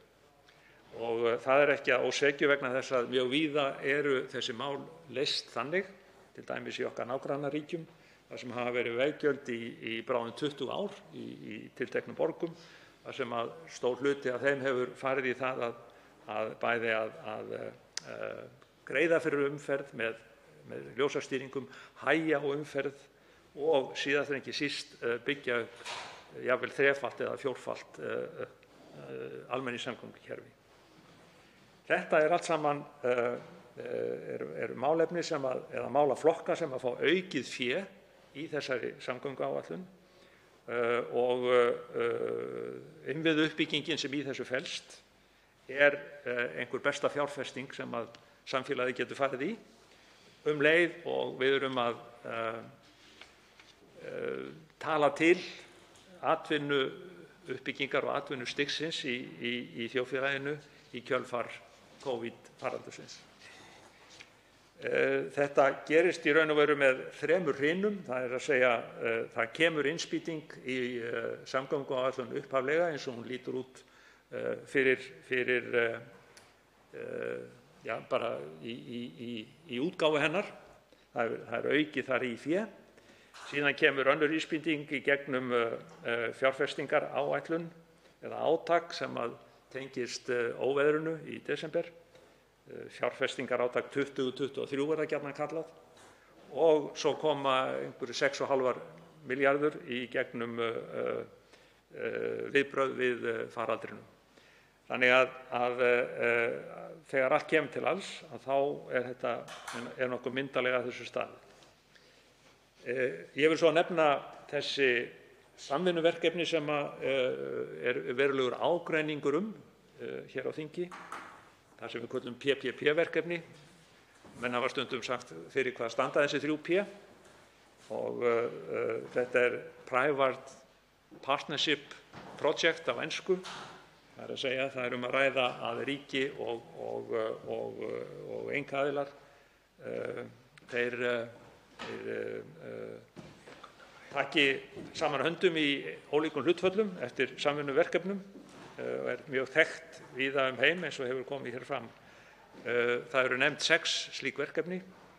4 þeirra eru af þeirri tegund sem við getum kallað verkefni sem að Vegagerðin kann á og er hafin vinna við. Þau eru mjög ólík, brýr og vegur, jarðgöng og hálfgerður fjallvegur og svo framvegis. Þannig að þetta hentar vel til þeirrar að nokkru leyti tilraunastarfsemi sem hér er að fara í gang með því að taka upp svona samvinnuverkefni hér á Íslandi. Þetta er tilraun til að læra að framkvæma slík verkefni undir mjög svo styrkri stjórn Vegagerðarinnar og ráðuneytis. Þetta er tilraun til að virkja fleiri í samfélaginu til að þessi flýting sem ég nefndi í upphafi geti orðið að veruleika hraðar en ella, og fyrir mér er það mikilvægt, og eins mikilvægt að mannvirkin verða ríkiseign eftir tiltekinn árafjölda, 30 ár, og þar með erum við að uppfylla þær hugsjónir sem ég hef sem að tengjast því að stór hluti samgangna sé unnin á samfélagslegum grunni. Allt tengist þetta svo veggjöldum. Það er mjög sérkennilegt að þegar talað er veggjöld þá fer, eins og hundunum Pálós á sínum tíma, í gang orðræða álögur. Þetta eru kallaðar álögur, sem er náttúrulega mjög neikvætt orð í raun og veru, og felur staðreyndir máls sem ég ætla að fara hér aðeins í gegnum á eftir. En veggjöldin eru í raun og veru tvenns konar. Við höfum veggjöld sem ég kalla grunnveggjald, sem að núna heitir bensín- og olíugjald, og verður að breytast vegna orkuskipta. Hvort að það verður þá kílómetragjald eða hvað, það veit ég ekki, en þessi vinna er í gangi hjá ráðuneytinu og sérfræðingum. Þetta er endurskoðun á heildarkerfi gjalda í samgöngum. Inn í þetta kemur svo það sem ég kalla sérgjöld. Það geta verið einhver veghluti, það getur verið brú, það geta verið jarðgöng eða eitthvað slíkt, afmarkað verkefni, og þar, eins og í þessum álögum sem að felast í grunngjaldinu, ef við notum það neikvæða orð, eru í raun ábati þess sem að á ökutæki eða það tæki sem notað er í samgöngum. Og hvers vegna er það? Það blasir jú augljóslega við. Við höfum rætt hér öryggismálin, og hvað kostar aukið öryggi fyrir einstaklinginn? Það er góð spurning. 100 krónur, 200 krónur, 500 krónur og einhverju tiltekinni vegalengd. Þetta er spurning styttingu vegalengda sem að kemur náttúrulega loftsvæðum til góðu vissulega, yfirleitt greiðfærari vegir, en skiptir líka pyngjuna máli vegna þess að þarna fer þá minni orka í að fara vegina. Og einnig þetta er einhverja hundrakalla virði. Það er minna viðhald á tækjum, það er tímalengd, tími er peningar segja menn, það er skemmri akstursleiðir og svo framvegis, og síðan er ekki síst hægt að minna á uppbyggingu almenningssamgangna sem að hluta til felast í minnst einni tegund af veggjöldum sem eru þá hér innan höfuðborgarsvæðisins til dæmis. Og þegar allt þetta er metið, þessi ábati, þá verður að reikna með raunkostnaði í akstri á móti. Það þýðir ekkert að horfa á bensínmælinn, það verður að reikna með hvað kostar að aka hvern kílómetr. Og eins og menn vita þá getur það náð frá 50 krónum eftir bíltegund upp í 150 krónur eftir bíltegund. Eða svo ég nefni einhver svona lausleg dæmi. Og þegar þetta er skoðað, þá hrynja fyrir mér röksemdirnar álögur sem felast í veggjöldum. En hvað það, herra forseti? Ég ætla ekki að lengja þetta mál mitt mjög mikið. Mig langar aðeins að koma að afleiðingum faraldursins, sem er nú sennilega að gera okkur þann leik að við þurfum að stoppa upp í gat upp á kannski 500 milljarða. Það kallar á auka tekjur í samgöngumálum sem við erum þá að búa til með því að virkja almenning meira í beinum fjárútlátum eins og gert var í gamla daga þegar var verið að borga upp Keflavíkurveginn með 50 krónunum á mann, en ekki auka skuldum. Við ætlum ekki endilega að leggja til 100, 150 eða 200 milljarða í viðbót til þess að standa straum af samgönguúrbótum. Þetta gera það með öðrum hætti eins og ég hef verið að reyna að lýsa hér. Þannig að þessi samgönguáætlun bæði til 5 og 15 ára er mikið lykilplagg í samfélaginu og að mínu mati í þessu tilviki býsna framsækið plagg. Hún er eins og ég minnst áður, þetta er umhverfismál, þetta er byggðamál, þetta er borgarmál, þetta er hringrásarhagkerfismál, þetta er velferðarmál, þetta er menningarmál og það sannast við yfirferð á þessu meirihluta áliti sem hér er og endurspeglar að hluta til þá samstöðu þrátt fyrir fyrirvara og minnihlutaálit sem að þó náðist í þessari ágætu umhverfis- og samgöngunefnd sem ég sit í. Svo að samgönguáætlun er í mínum augum einhvers konar edda og ég skrifaði hér edda samfélagslegra framkvæmda við innviði. Þetta er svona svolítið biblía fyrir okkur til að vinna eftir núna fram að næstu endurskoðun og hún liggur hérna fyrir Alþingi loksins í annað sinn. Hv. 6. þingmaður Suðvesturkjördæmis Gunnar Bragi Sveinsson veitir nú andsvar. Herra forseti, ég þakka þingmönnum fyrir ágæta ræðu og yfirferð á samgönguáætlun eða þessu plaggi plöggum sem hér liggja fyrir þinginu. Það er rétt, þetta eru býsna viðamikil plögg og mikilvæg fyrir framtíðar stefnu og stefnumótun og stefnu okkar þegar kemur að samgöngumálum. Auðvitað er það nú alltaf með svona stór plögg að það er eitt og annað sem stingur í stúf kannski eða stingur í augu réttara sagt og ætla ég kannski fara yfir það í ræðu hér síðar í dag. Mig langar að spyrja þingmann út í mál sem þetta kemur honum ekki á óvart að spyrja út í. Það er þessi borgarlínupæling allsömmul. Það sem maður er að velta fyrir sér er að þetta er gríðarlega stórt verkefni þegar að við horfum á ekki eingöngu umfang þess, heldur líka allan kostnað við verkefnið. Mjög metnaðarfullt orðað þannig þegar maður verður að viðurkenna það, mjög metnaðarfullt að setja svona stórt verkefni á borðið. En ég hef mikla áhyggjur af því að menn hafi ekki hugmynd í rauninni, og ég held að sé þannig að menn hafi ekki hugmynd hvar þeir ætla að enda þegar kemur að kostnaði við þetta verkefni. Og þess vegna spyr ég þingmann, liggur fyrir kostnaðaráætlun sem að rammar inn kostnaðinn við borgarlínu, heildarkostnað? Hefur verið gert til dæmis þá arðsemismat á þessari framkvæmd? Því hv. þingmaður gerði nú töluvert af því að réttlæta veggjöld og einkaframkvæmdir sem að Vinstri græn hafa nú kannski ekki verið endilega þekkt fyrir gegnum tíðina að styðja, en nú er flokkurinn á fullu í einkaframkvæmdum og veggjöldum. Það hlýtur að liggja baki arðsemismat fyrir borgarlínuna þegar hægt er að fullyrða að það sé ábati af þeirri framkvæmd. Og þá langar mig líka að spyrja hvað er gert ráð fyrir miklu rekstrarkostnaði ári við þessa borgarlínu. Hv. 5. þingmaður Suðurkjördæmis Ari Trausti Guðmundsson svarar nú andsvari. Herra forseti, ég þakka fyrir spurninguna og veit að borgarlínan er heita kartöflan hérna í þessari samgönguáætlun, virðist ætla að vera það. Ég lít svo á að þegar samkomulag er gert borgarlínu sem er metin á 110–20, ekki borgarlínu heldur, ég verð að leiðrétta mig, þar að segja framkvæmdir á Stór-Reykjavíkursvæðinu. Þetta er auðvitað miklu meira heldur en borgarlínan ein.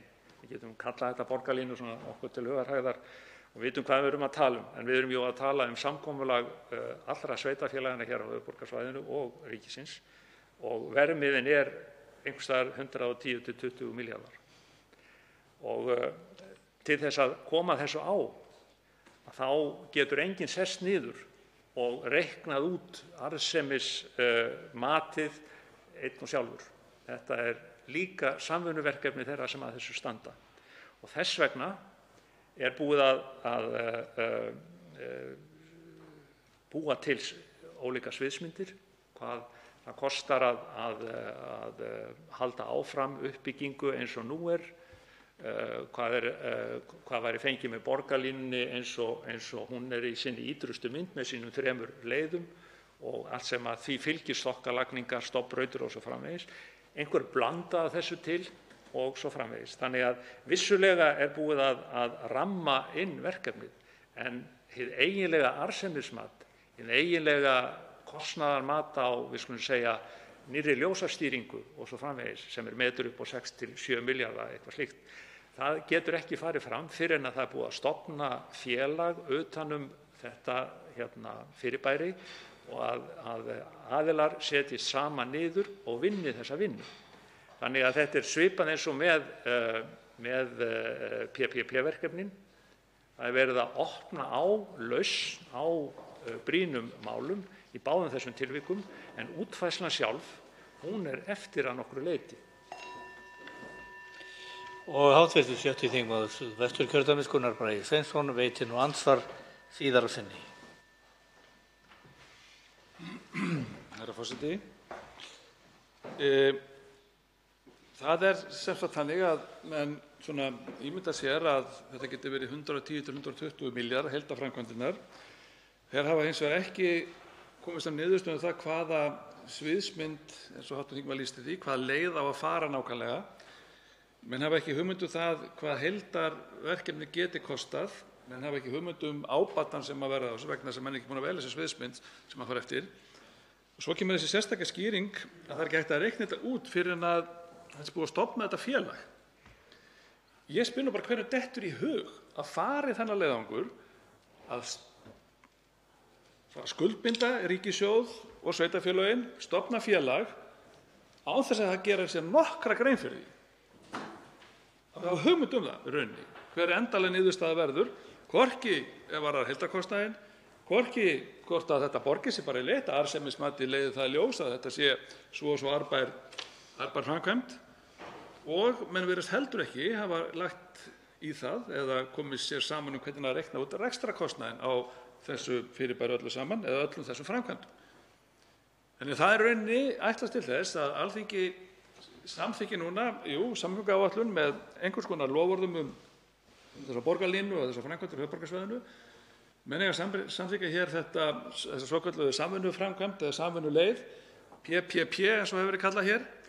Það sem inni eru verkefni sem eru, ég ætla ekki að segja ljósárum einhvers staðar í burtu í framkvæmd, en mjög langt í burtu í framkvæmd, sem að virðist heldur ekki verða búið þá að reikna út eða gera áætlanir og svo að stofna hlutafélag sem á að vera forsenda þess að hægt sé að fara í verkefni sem er ekki búið að meta.